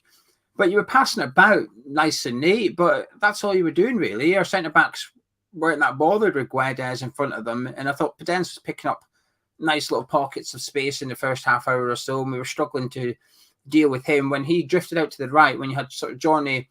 I mean, I was trying to work out you played a back three or a back four. Put it like this, Dave. I saw Saturday morning, I saw that WhatsApp screenshot going round on sort of Wolves football Twitter, if you like, that Wolves were practicing with a back three of Johnny Neves and Kilman. I genuinely thought it was someone taking the piss. I genuinely thought it was that wild and bad. I thought, nah, someone's made this up. I thought someone's on the massive wind up here. And when I saw the line, I thought, hang on a minute, that's true. I thought that is ridiculous. But I think Pedence was causing us a little bit of problems, but I felt like Declan Rice soon started to help out Creswell and Cornet over on that side a little bit. But for me, it has to be Costa because he actually bothered us. We had something to think about when Costa was on the pitch and should have scored that header. His movement was really good. You could tell. I always say that, I said it to you about Boubacar Traoré, didn't I? When you watch a player, even just for 10 minutes, you can just tell there's sometimes a player there. And when Costa come on, after just 2 minutes, you could see that he was a lot more experienced than all the boys on the pitch. But he just had that touch of class. His movement was causing us problems. Dawson, like I thought, had an easy game until Costa come on. Then all of a sudden, he was struggling a little bit. You know, Costa got the run on him and got that free header. Gets that in, and it's nervous time. You know, I mean, we're already sitting back. You'd have seen Moyes throwing defender on after defender to try and seal that 2-1 win. But yeah, it's got to be Costa. And I think, you know, there's few positives for Wolves fans to take out that game, but I do think he's one of them. And I think that having your under-21 manager in charge next weekend might be a good thing because I know Neves is suspended anyway now, but he's seen Campbell, he's seen your two young centre-backs a bit more than what Lage has, and he might just put them in. And I think you say it's a free hit. Well, I hope for your sake he tries something, whether it is Campbell out on the left wing and Costa up front and as one of the younger centre-backs playing alongside Kilman or something. Just give the next manager a little bit of evidence about these players that they perhaps didn't have, because you're not going to learn anything playing Guedes another week up front. What you're going to learn, you're not going to notice anything. You're just going to see the same thing again. So I hope for your sake next Sunday you get a little experiment and a couple of the youngsters get involved in putting promising performances. And I still, Davis, quite excited about the Chelsea game now because they've made the decision, and now we can look forward. Mate, I'm gonna put you into a tricky position now because I'm gonna have to do the spin the wheel because you're a guest. Go on, man. Are you up for this? Yeah. Yeah, we're gonna give a spin the wheel with you as well because you have to. Because we always have a guest comes on. The last thing we do is get the spin the wheel. So we're gonna spin it. If it's a Wolves question, we'll give you another one. What is, in your opinion, the best and the worst song ever? The best song is "Slide Away" by Oasis. Right, cool. Hands down.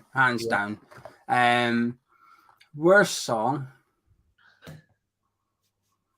I don't know. This is my honest opinion. I know it'll be a bit controversial, but something by Queen. I don't like Queen. I find them very overplayed and somewhat overrated. So I'd say one of the Queen songs. You can take your pick which one, but yeah, "Slide Away" by Oasis is my all-time number one song. Fantastic. And definitely not "Hi Ho Silver Lining." No, that would go down well if you said that. Gio, thanks ever so much for coming on, mate. I really and being so patient in backstage, and we'll look forward to collaborating when Wolves return the compliment and hopefully beat you 2-0 at Molineux later on in the season. I'll see you in January. Good luck in Europe as well, mate. Thank you. We need it. Take care, pal. So that's Gio from the Hammers chat. So we've got a few guys still to come on the show. So we're going to bring on young Thomas. We're going to bring on Keith. And we're going to bring on Andrew. Dave, we'll get you on shortly, mate, who did a brilliant article for us. But before we get on to talking to you guys, Thomas, if you can turn your thing around so we can get you a little bit bigger, that'd be good. We could try and get, yeah, that's better. Oh, dropped it. I do want to just ask you guys if you could do us a little bit of a favour, if I can, because I share this. This is the Football Content Award, right? and the Always Wolves podcast has made the final of this year's podcast. And you can see, if I just refresh this here, hold on. You just need to go onto the best podcast, and you just need to pick Always Wolves and then vote down the bottom, and it'll send you voting. Okay. And then do that. So the link is in the description below. So if everyone can get on that's watching and vote for Always Wolves, we might actually have a chance of winning something this year. That would be amazing, wouldn't it? So the link's in the description below. If you could all do that, take a couple of minutes, or what about 60 seconds? That'd be great. Thomas, Andrew, and Keith. Is this your debut, Keith and Andrew? It is, Dave. Yes, it is. Thank you for having us on. No, it's great, and thank you both, because you are members of the channel as well. So it's actually brilliant to have you guys come on. Thomas is a regular and always the young lad. He talks a lot of sense. But we're going to kick off first of all with you, Keith, with your thoughts. I guess you were probably at West Ham yesterday. I wasn't, Dave. Oh, you don't miss many, do you? Don't miss many, but we're doing a lot of work on the house at the moment. So I decided, after watching previous weeks, that this could well be one to miss. You picked a good one. Yeah, it was, wasn't it? It wasn't very good at all. It was a nightmare. I can tell you about my trip down yesterday, because I set off with them, the producer. We set off about 11:30. We're meeting up with Chris, which is Paul's dad, and Balak. And we were meeting them at the Molyneux. We were going to meet them about 12:15, right? And so we set off at 12:30. We were going down the A449 from Stafford, and we sat in traffic for about 20 minutes. And it was just like, this is crazy. Why is it not going? So we had to turn around. Turned out there was some gypsies or something that were blocking the road with a caravan or something like that. Anyway, so we got on. We went up towards Cannock and went down the lanes. And then we were going down the lane, making great track. And then coming up the other end was a 15-meter Arctic truck coming, and it's like, he pulls over to the side, and there's about the space of a cycle to get around the other side. And he's going, "Come on, you can get through." And I'm like, I'm not the night bus out of Harry Potter where it sucks in and goes through and stuff like that. So there's this standoff, and he was going, "Yeah, come through, back up." And there's a queue of about 20 cars behind us. Go over to talk to this guy. He had a proper little attitude. He was like little chap in a high up thing. He had a real thing. And I said, "Look, we're trying to have, can you trying to sort this out?" So in the end, we managed to get all. I had to go and walk down all the cars and get them all to back up a little bit into this little alcove so we can get past. So we didn't get to Molyneux until 1:45. So we were half an hour late leaving. And then it was a 5.5 hour drive on the way down. And we were just getting to our car parking space we were already behind, about 50 minutes out. And then just as we're doing that, they closed the roads. And so we had to go all the way round. And we didn't get into the game until 10 minutes after the game. Apparently, that was the best 10 minutes of the match for all. So we missed it. It's like crazy. It was like, we said when, because after the Man City game, obviously when Collins got sent off and he brought Neves back to play centre half, said to my brother-in-law, if he starts with Neves as centre half again, he's sacked. He'll get the sack. You can't play a player that will get into every side bar Man City in the Premier League and most teams around Europe as a centre midfielder, a defensive centre midfielder anyway, as a centre half. You can't do that. I know. I know. What a waste of talent, Dave. I know. Is that what you think as well? I mean, Andrew, you're in Atlanta, are you? It's about 4 o'clock there now, 4:30. Yeah, about 4:28. So it's still early for us. So how did you get supporting Wolves then, mate? Well, I'm from Wolves. I'm from Wolverhampton, born and raised. You have got a bit of an American accent, though. Yeah, I've been here for a little while, so the twang changes. You know, people ask me all the time, like, most people in America know that I'm English, but when you talk to English people, Yeah. they actually are just basically, oh, you've Americanized or a little Aussie. So a little bit of a twang. And most people that live abroad, I notice that do your shows actually have a little bit of that twang in their accent a little bit too. So, but I'm not saying y'all. That's the main thing. Y'all, you're right, Y'all. Y'all. I'm not saying y'all. And Thomas, you've got a very big Wolves crest on your thing today, young man. I mean, you always talk a lot of sense, very mature for your age. What are your thoughts on the sacking of Bruno Lage? Well, I think the last time I came on, I said give him the next 3 games, but after him starting Neves at centre back and just the way that we're going to lose to a team that have been on such poor form and not score, it just seemed like the right time. I think we all knew deep down, or well, not even deep down, we just all knew that it was time to go, really. And about yourself, Keith? Well, it's like I said to you earlier, you know, he lost the plot, Dave. I mean, if you go back to February last season, he just won Manager of the Month. We all know that's cursed, but, you know, we'd been playing some half-decent stuff and scraping wins. And, you know, even when we didn't play quite so well, we'd pick up points. And then he does his thing of pulling out Keanu Hoover in public.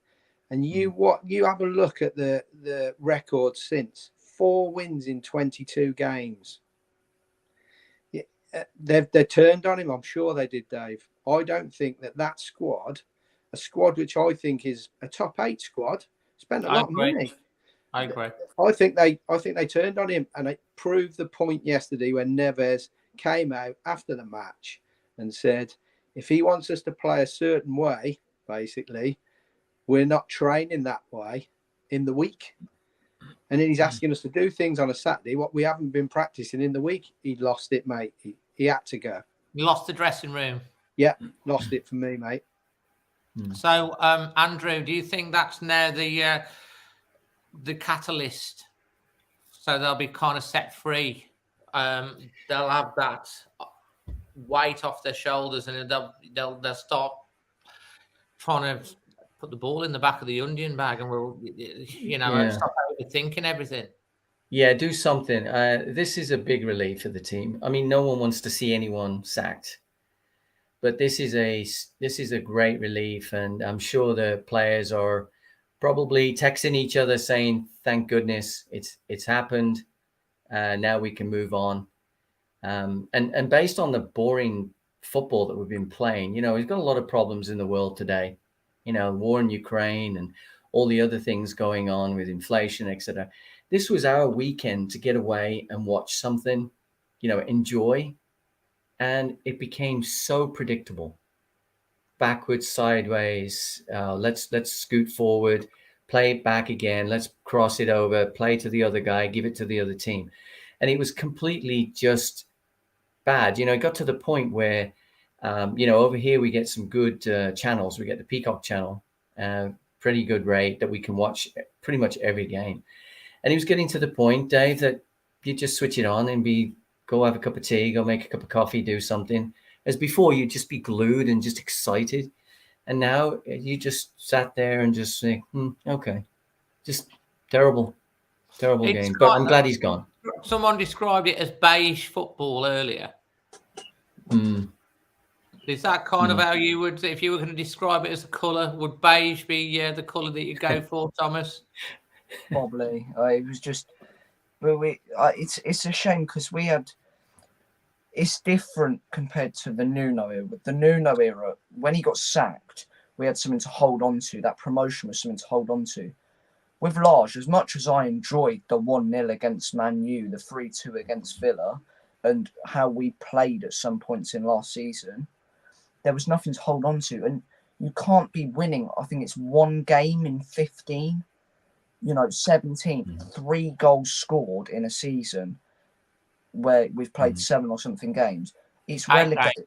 It's been relegation form for months. Burnley have scored more goals than us in recent times in the Premier League. They're not in the competition. I mean, it's a laugh. If I'm a neutral, I'm laughing at the moment at Wolves, but it's beige, it's boring. Hopefully, it won't be any more, and we just need to move on now because that era's over.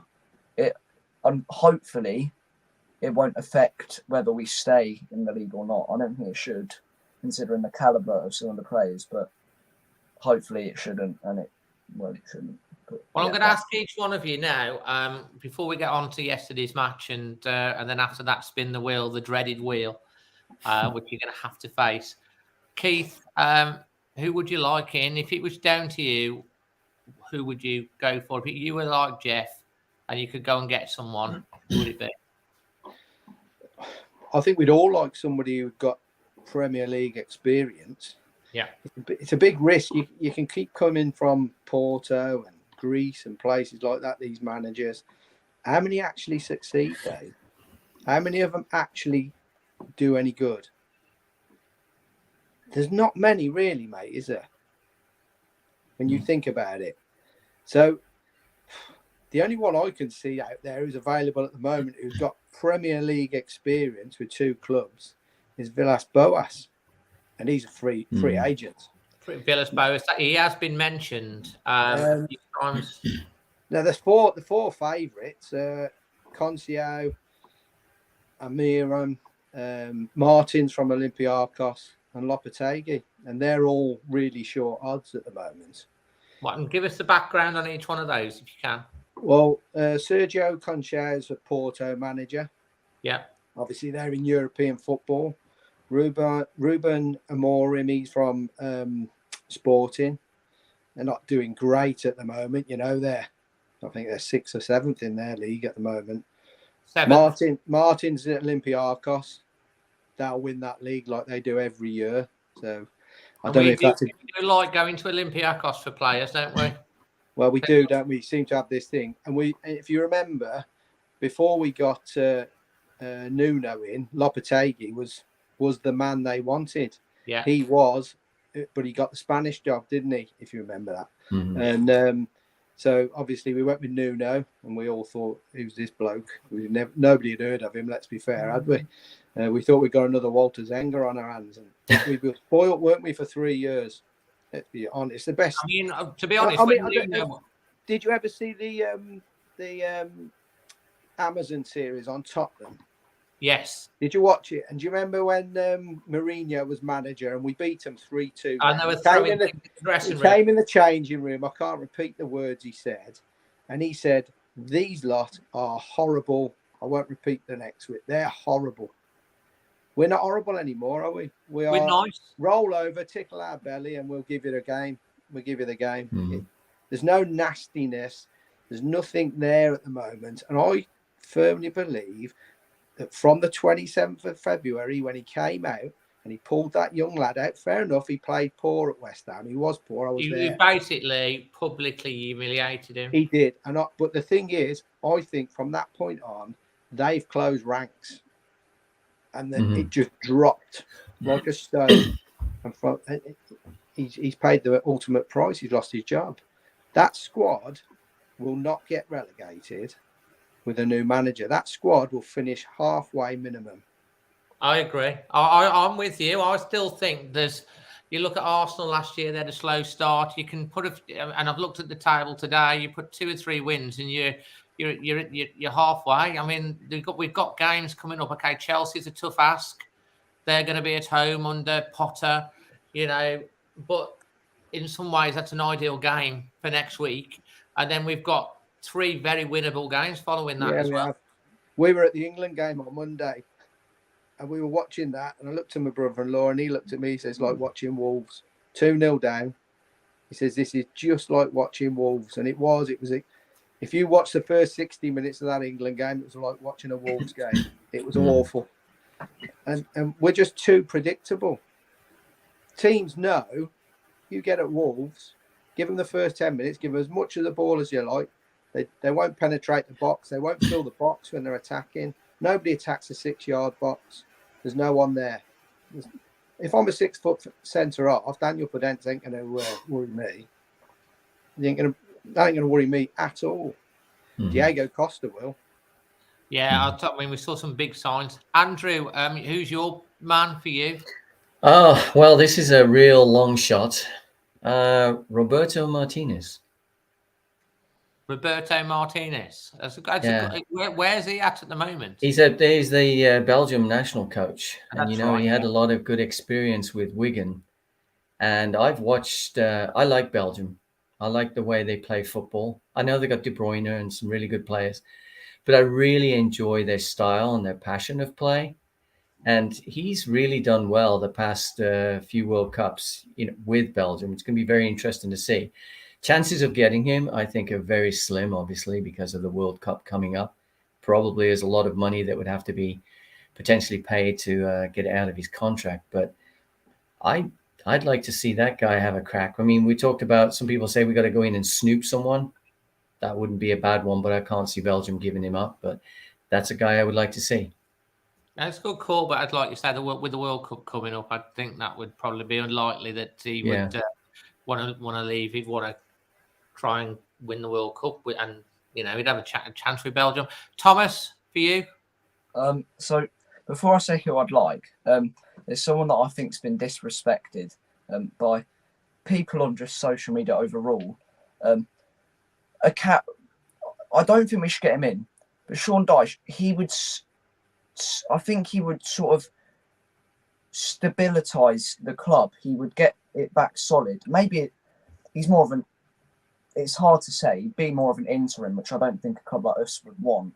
But he would stabilise the club. Do I want him? No, because I think with players like Neves, Nunez, they wouldn't fit the system of his. If I wanted a manager, I think it would, again, probably wouldn't happen because of the World Cup coming up. But I've looked a lot, and Denmark's manager's appealing to me quite a bit. He used a squad that wasn't the best. He got them to the semi-finals, troubled England. He went through a really, really traumatic moment and brought that squad together. And he just seems like he'd have passion. He's been linked with Everton and Villa in the past, but I think it'd be a good addition. But like with Andrew, it would probably be sort of postponed with the World Cup. Mm-hmm. Interesting calls there. I mean, some people have said Sean Dyche. For me, that's just an absolute no. It would be like getting Steve Bruce or Sam Allardyce or someone like Saunders. that. Dino. Yeah. So, I mean, look, I get what you're saying. He's always done a good job. He's made more than his parts and all that sort of stuff. But he's not the type of manager. I wouldn't want him. I wouldn't want him. No, I know. But a few people have said that for me, and I get why they say it, because he made Burnley, but the football that Burnley played, it's just that's going to be an absolute no. And I think it's probably going to be an Iberian type of manager that they eventually bring in. Villas-Boas wouldn't be a bad shout for me. Lopetegui, he's got those links going way back to when they first come in, so you could see that happening. The manager at Sporting or Porto, those sort of is going to be, or it might be someone left field. But I personally think it could all happen this week. We're just going to go on to the game now, and then before we get to the dreaded wheel, quickly going round, Keith. I'm not going to go with the performance rating. Forget that. Your highlight and your man of the match. It's just the cross and the header. It's nice to see, isn't it? We hadn't seen it, have we, for so long? Mm-hmm. I mean, first touch, Traore gets it, cross, and he rose like a salmon, didn't he? Absolutely destroyed him in the air. Want to see more of that next week as well? Absolutely, He's going to score against Chelsea, I think he is, yeah. Yeah. Can you imagine? That'd be amazing. And so, for you, Andrew?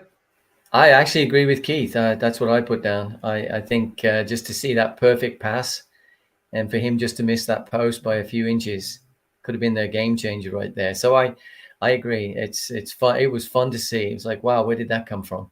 Mm-hmm. Interesting to see that he did look quality to this. And what about you, Thomas? It would probably be. We're just seeing Costa come on. Just like a gave number, everyone a lift, didn't it? Just seeing a number 9 come on and pose some sort of threat to someone for once. I love Raul, but he's not the same player, obviously, after that injury, which was awful. I hope Costa can come in and just add some sort of ruthlessness to the attack. Yeah, and do you know what? If there's a manager looking at the Wolves squad and he looks at that squad, any manager that looks at the squad and looks at the players in that It's a good squad, opportunity. it's like, and where Wolves, all they can do at the moment is take them up. Really, okay, we could go, but realistically, they must. It's a mouth-watering for someone to think the team that is, and to be able to get them playing. You know, we can beat anyone on our day with that team. We can, if they get them playing. And if what you're saying is right, like what you're saying, Keith, about after the Hoover thing, and to be honest, what how you point that across, that's true. It's all gone pear-shaped since then. They'll all want to come and impress the new manager. The likes of Traore, who wasn't getting a start. I mean, I was told by someone very close to Wolves the other day that Traore actually does want to stay at Wolves, but Bruno Lage promised him he was going to start him and wasn't starting him, and he was getting very, very frustrated. And I've heard a few tales behind the scenes and things that have been going on. All of that gets washed away now. Everybody, when the new manager comes in and gets a chance, someone like Traore might think, well, maybe I'll get starts and I won't be coming off the bench every game and, you know, having these injuries, and everyone will be fighting for their place. And it's exciting. So we get the right player. Right, we're going to go with the spin the wheel, the dreaded wheel. Do it. What question are you guys going to get before we get Chris and Dave to finish the show? Spin the wheel. Here we go. We're going to spin it. You ready?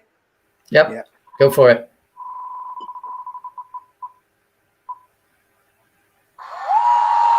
Oh, it's a Wolves question for all of you guys. And we're going to go with Andrew first. Then we're going to then Sutton. Go on. Who is Wolves, in your opinion, all-time best goalkeeper? And Wolves have had some great goalkeepers. Yeah. Parks? Phil Parks. Phil Parks. Why do you say Phil Parks?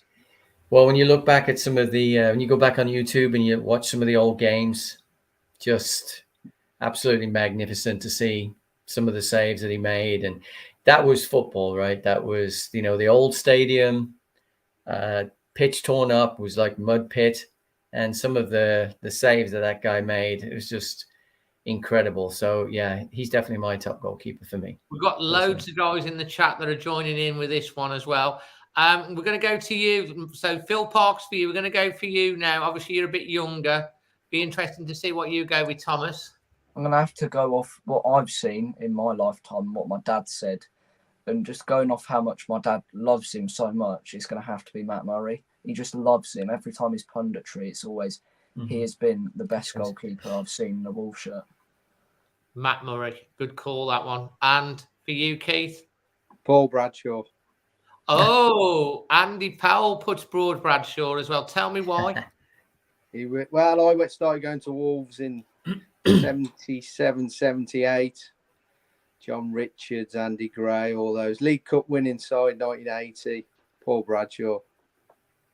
Absolutely fantastic. So, guys, that's absolutely brilliant. We've got still over 350 people watching live tonight. Absolutely fantastic over all things. Guys, I don't know how many, someone tell me how many likes we got on the video. Surely it's got to be over 100. But if you're brand new, please consider subscribing to the channel. We're just on 29,683. So if some of you guys do subscribe, you'll get us to over 29,700. That would be amazing. Andrew and Sutty, thank you so much for your... you're kidding me. We've only got 12 likes on the video. Seriously. Come on, guys. Everyone smash a like on the video. Let YouTube know you're in using it. I know some of you will be watching on Twitter and it's on Facebook as well. Guys, thank you very much for supporting the channel. It really appreciates that. And thanks for having us. You? Yeah, thanks for having me. Appreciate it very much so. And you, Keith? Awesome. Cheers, Dave. Fantastic. Cheers, Thomas. Thank you. Bye, guys. Bye. So that's Thomas, Keith, and Sutton. And we're going to bring up finally, thank you so much for your patience, guys. Chris, if you can turn your camera around, that would be amazing. Just makes it look a little bit neater. and then we can get you on the wide angle if it works. Super. Yeah, he's doing the best. Hi, Dave. Hiya. Now, listen, whilst we're waiting on this, I just want to tell you, show you a little article, because Dave's written a fantastic article, haven't you, mate? You're too kind, Dave. No, it is. If it loads up on the old website, and that is the 17th one. I'm just going to share this to show everyone. It's an absolutely fantastic article, which is why I wanted you to come on today and join Chris. And if I show you, where are we? Oh, hold on. Let me just refresh that again. It should load up this time, hopefully. Having a problem. There we go. Let me just load this up for you. This is an absolutely brilliant article that Dave's wrote. And if you don't have the alwayswolves.co.uk website saved to your tab, you should have. Dave Porter looked at 7 things we learned from Wolves versus West Ham. Formations, players cannot play in 2 positions. Ruben Neves, an average Premier League centre-back. Fitness looks an issue. The myth we play good football under Lage. The substitutions, Costa offers go. It's an absolutely brilliant article.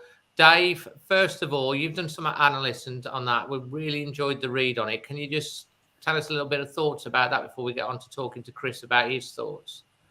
What, in terms of the game itself, Dave, or just what we thought just on the article? About your article before we get on to the... Yeah, no, it was a tough... could have gone on for quite a while, that article. I had to stop myself from writing in the end. It got gone too long, but there was a lot wrong. It's probably a little bit easier to write when there's a lot more going wrong. Probably a little bit harder to write when things are going well. But I thought there was plenty there to go at in terms of what we did learn. And ultimately, when I wrote that this morning, obviously I didn't know that the events of the day would unfold as they were, but I highly suspected that he wouldn't make tomorrow. There was a lot there.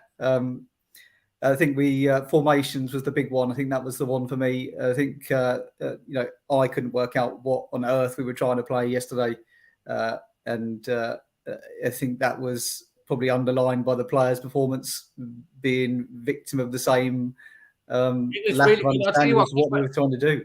Emma basically pulled out your article and said, "You make sure you obviously read it," because she was really focusing as well on the first one about the formations and how you put that across about the formations and stuff like that on your thing. So, guys, it's definitely, obviously Bruno's left now, so it'd be interesting to see how that does change. But definitely check out all of the articles, because we've got the player ratings that's been done as well. We've got the match reports.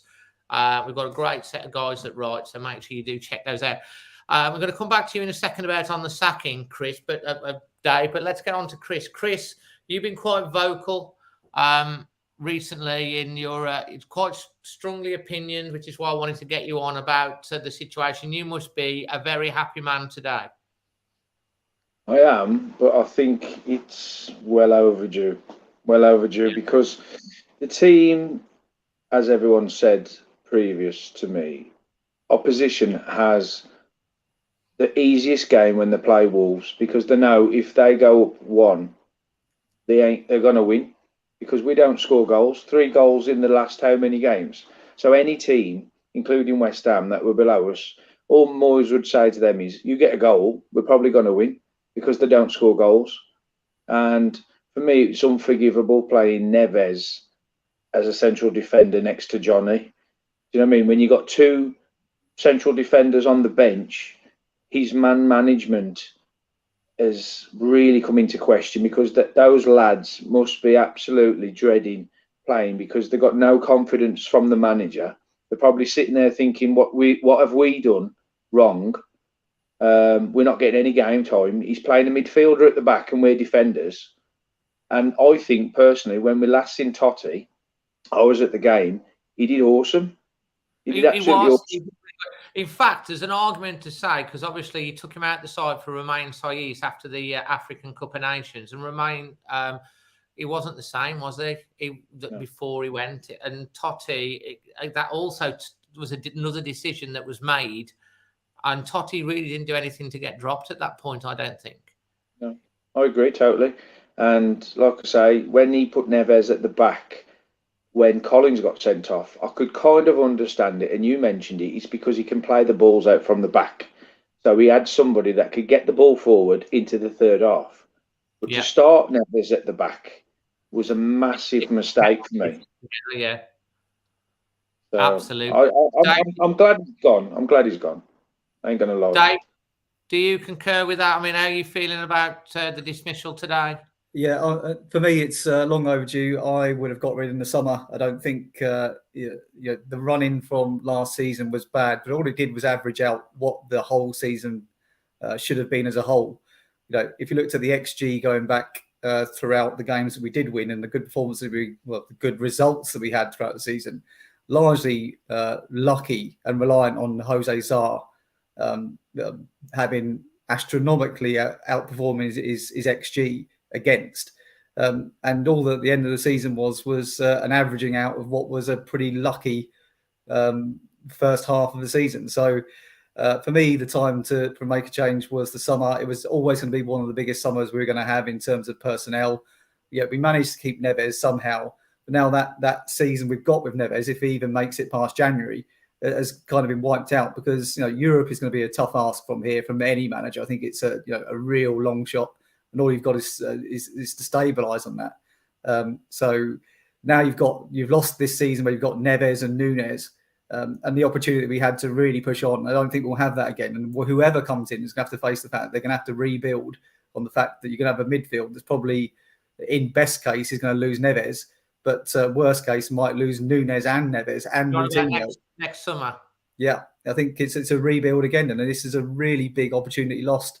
The time to change was the summer. Having not done it then, I think we've wasted what we've got of Neves, and I don't think we'll see. We'll have him probably until the end of the season. But even if he doesn't sign a contract, then you get into 1 year out for Ruben Neves, and you're going to end up with some stupid money that he goes for just to get the Traore situation all over again. I don't think, personally, I think that Neves. I mean, I can't say who, but I had a very good conversation with someone that's very, very, very close, knows the players very, very well, because of the job that they do and the firm that they work for.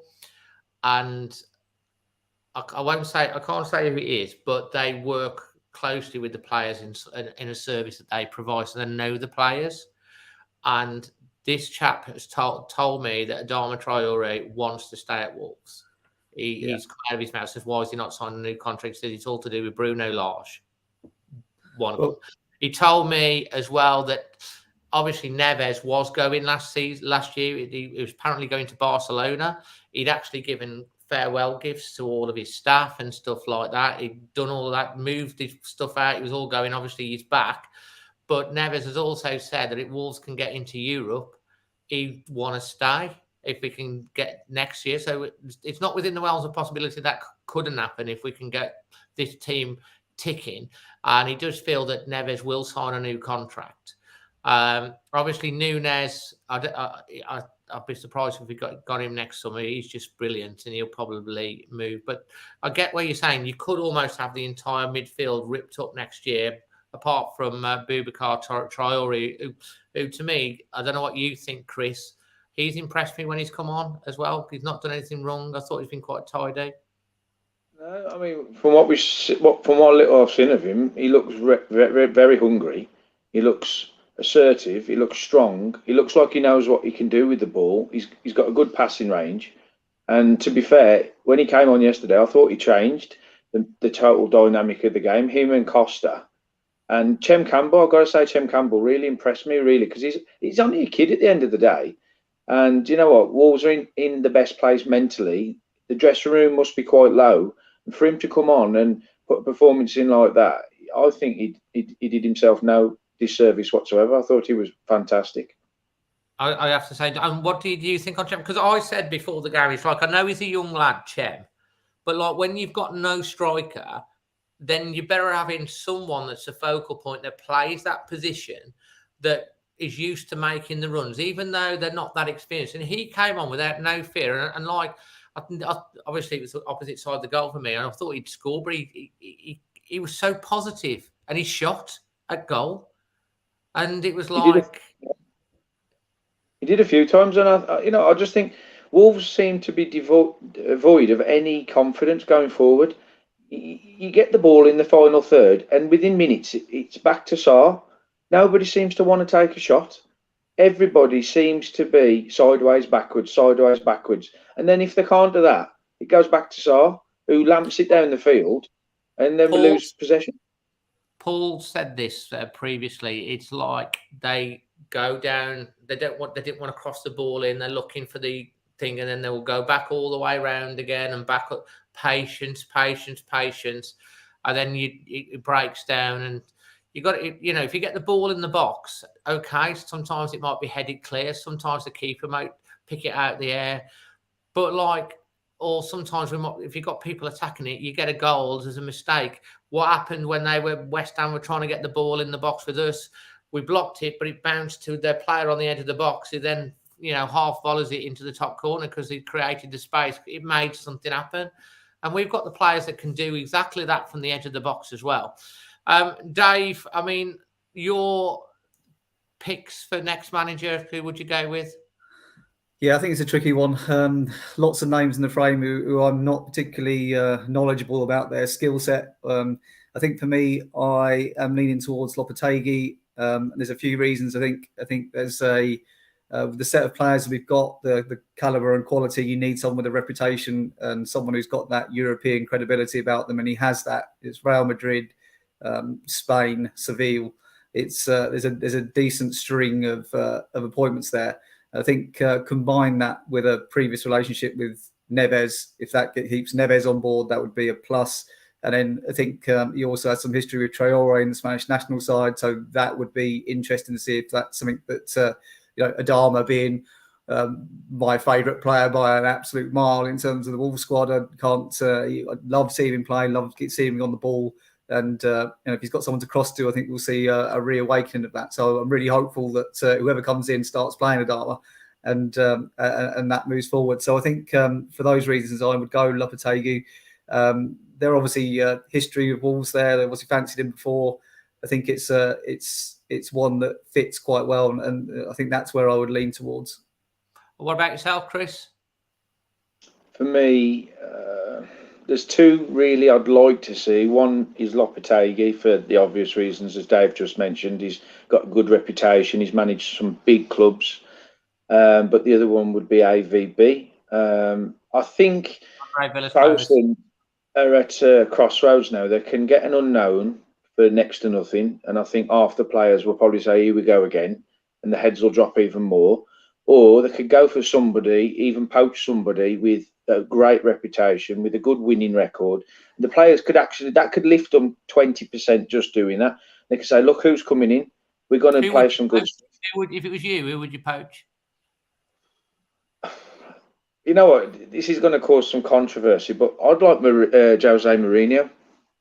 You go and get him from Roma. Is he not a Mendes client as well? He is, isn't he? He is, but whoever you get, you've got to be able to speak Portuguese or Spanish, ain't you, really? Because 90% of the team is Portuguese or Spanish. So, I know the lad before mentioned Sean Dyche, but for me, that would be just unbelievably poor. If Wolves ever went down that road, he was the most boring, defensive, negative manager I've ever seen in the Premier League ever.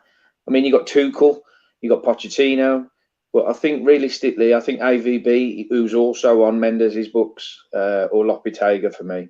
Those two I'd be happy with, and I think the players would respond well. Stuart Kelson saying AVB's tanked twice here. Why would you say? I'm not against that appointment myself, but why would you say AVB? What do you like about him? Well, he's been in the Premiership before. He did well with Tottenham. He did well with Chelsea for the time he had there. Did great with Marseille. I think he left under a bit of a cloud because of a transfer budget. He didn't leave necessarily because he was underperforming. He's young, he's charismatic, he's got great enthusiasm, and I think he'd be a manager that the players could relate to.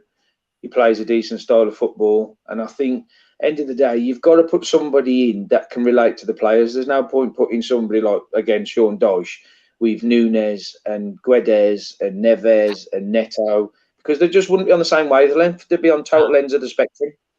That ain't. I don't think he's even going to be even on any. He's not even on the farthest Fred's radar. That's not going to happen. But like, I wouldn't be against AVB Andrew Villas-Boas either. I think he's a good shot. I know that Stuart's there saying that, but you've got to look at what he's done since and what he did before with what he had, and he's young, so there's potential. Lopetegui, obviously, again, you could see that happening.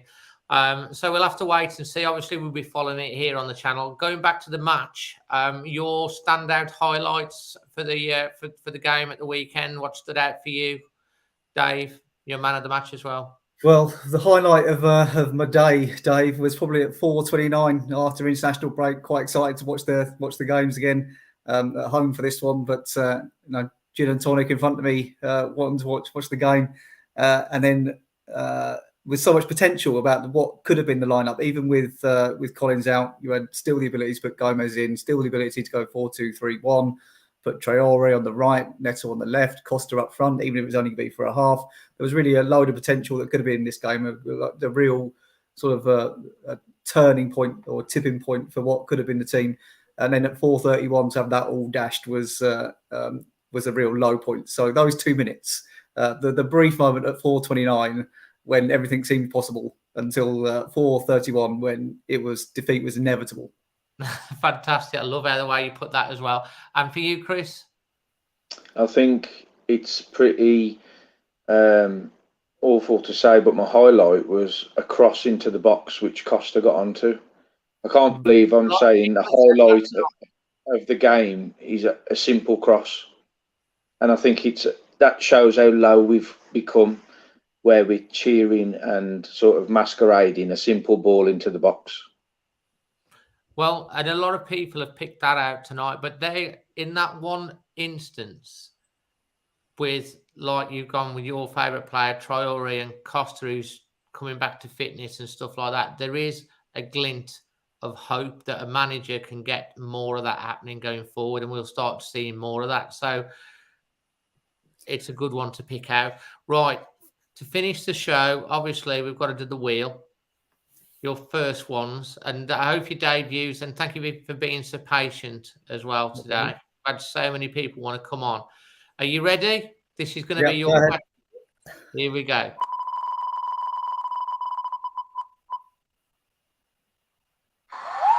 We're not having that one. We've had that one earlier, so. Oh, this is a good one. You can have 3 dinner guests, dead or alive. Who would you invite and why? That goes to you first, Dave. Oh, good Lord. Not an easy one. One would have been problematic, let alone 3. Yeah. Let's go for...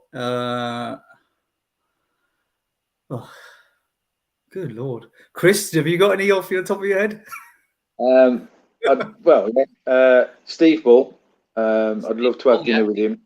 He's my all-time hero. As much as I love Raul in his heyday, I grew up watching Steve Bull doing the aeroplane after a hat-trick, standing in the North Bank with my dad on a cold evening.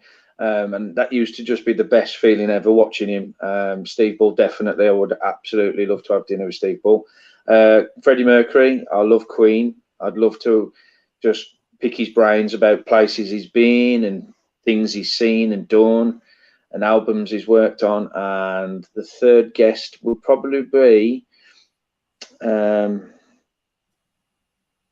me think, Bruno Lage, because I'd like to ask him what the hell he was doing when he thought he'd come and destroy my club. Mate, there's a great answer. Dave, has that given you time to have a... Yeah. Okay, I'll go slightly different route. I'll go maybe Brian Cox, the scientist, not the actor. Maybe the Dalai Lama, and what about? I wouldn't mind meeting Nuno for see what he was like on an evening. That's absolutely brilliant. We've had some great answers here as well. Like, like Kevin Jackson, Elvis, Hitler, and Queen. I mean, that's a lineup, isn't it? There, just to think. Elvis, BB King, Eric Clapton, Muhammad Ali, Steve Bull, Bill McGarry, yeah, absolutely fantastic. Billy Wright. Oh, well, thank you, Andy. That's very nice. Bob Marley, the Queen, and Elvin. I think he means Elvis and stuff like that. We're getting some great ones. Listen, guys, absolutely fantastic. Thank you very much for sticking with us. We've had well over 300 watching live in the chat all the way through. Thanks to all you guys in the chat for sticking with us as well. Please smash a like on the video. If you're new, please consider subscribing. That would be amazing. Leave us a rating on the podcast. And yeah, it's a momentous day. Wolves have sacked their manager Bruno Lage. Obviously, the tone of the actual podcast has changed a little bit because of that. But it's been great getting so many people wanting to come on tonight, which is why we changed the format a little bit to get more people on the screen talking at the same time. Because otherwise it would have been a 4-hour podcast rather than the 2 hours. I did promise Emma I'd try and keep it down to 90 minutes, but today's one of them days when you just couldn't do that. So it's been a brilliant show, and I hope you've enjoyed it. And if you have, please let us know. Leave a comment in thing, and don't forget, please vote for us at the Football Content Awards. Make sure that you give us a vote. Do it every day, vote it on every device, and just maybe Wolves can bring home something, because we work hard at it, and your support for that would be amazing. And again, thanks to Wolf Life for their support on this show, and you can enter the Win a Wolves shirt below. Chris and Dave, any final thoughts of hope for everyone? I think we've all got to remain positive. I think Wolves have done the correct thing in getting rid of Lage as early as they can in the season, with the performances, the goals, the formations, the subs. So let's all put our energy into hopefully, God, they give us a decent name to manage the beautiful club that we've all supported for a long time, and we can be proud of them again shortly. Well said. And from you, Dave? Yeah, echo that really. It's I think the changes are long overdue. I think the freshening up, no matter who it is that comes in, we'll see a revitalisation of what is a really good playing personnel. I think I think better times are ahead, and I think this is going to be a turning point for us. So I think the right decision's been made, and positives from here on in, I think. Fantastic. And my dad's well, thank you, Jason. And Mick the Wolf says, good show as always, always Wolves. And on that note, from all of the guests, all the pundits that have come on today, thank you so much for joining us. The podcast will be out Monday morning. The producer Emma will be getting on that. So it'll be out on all good podcast providers to listen back, or you can watch this back as not iPlayer catch up, but on YouTube. You can watch it back on YouTube as well on catch up. Until then, always Wolves.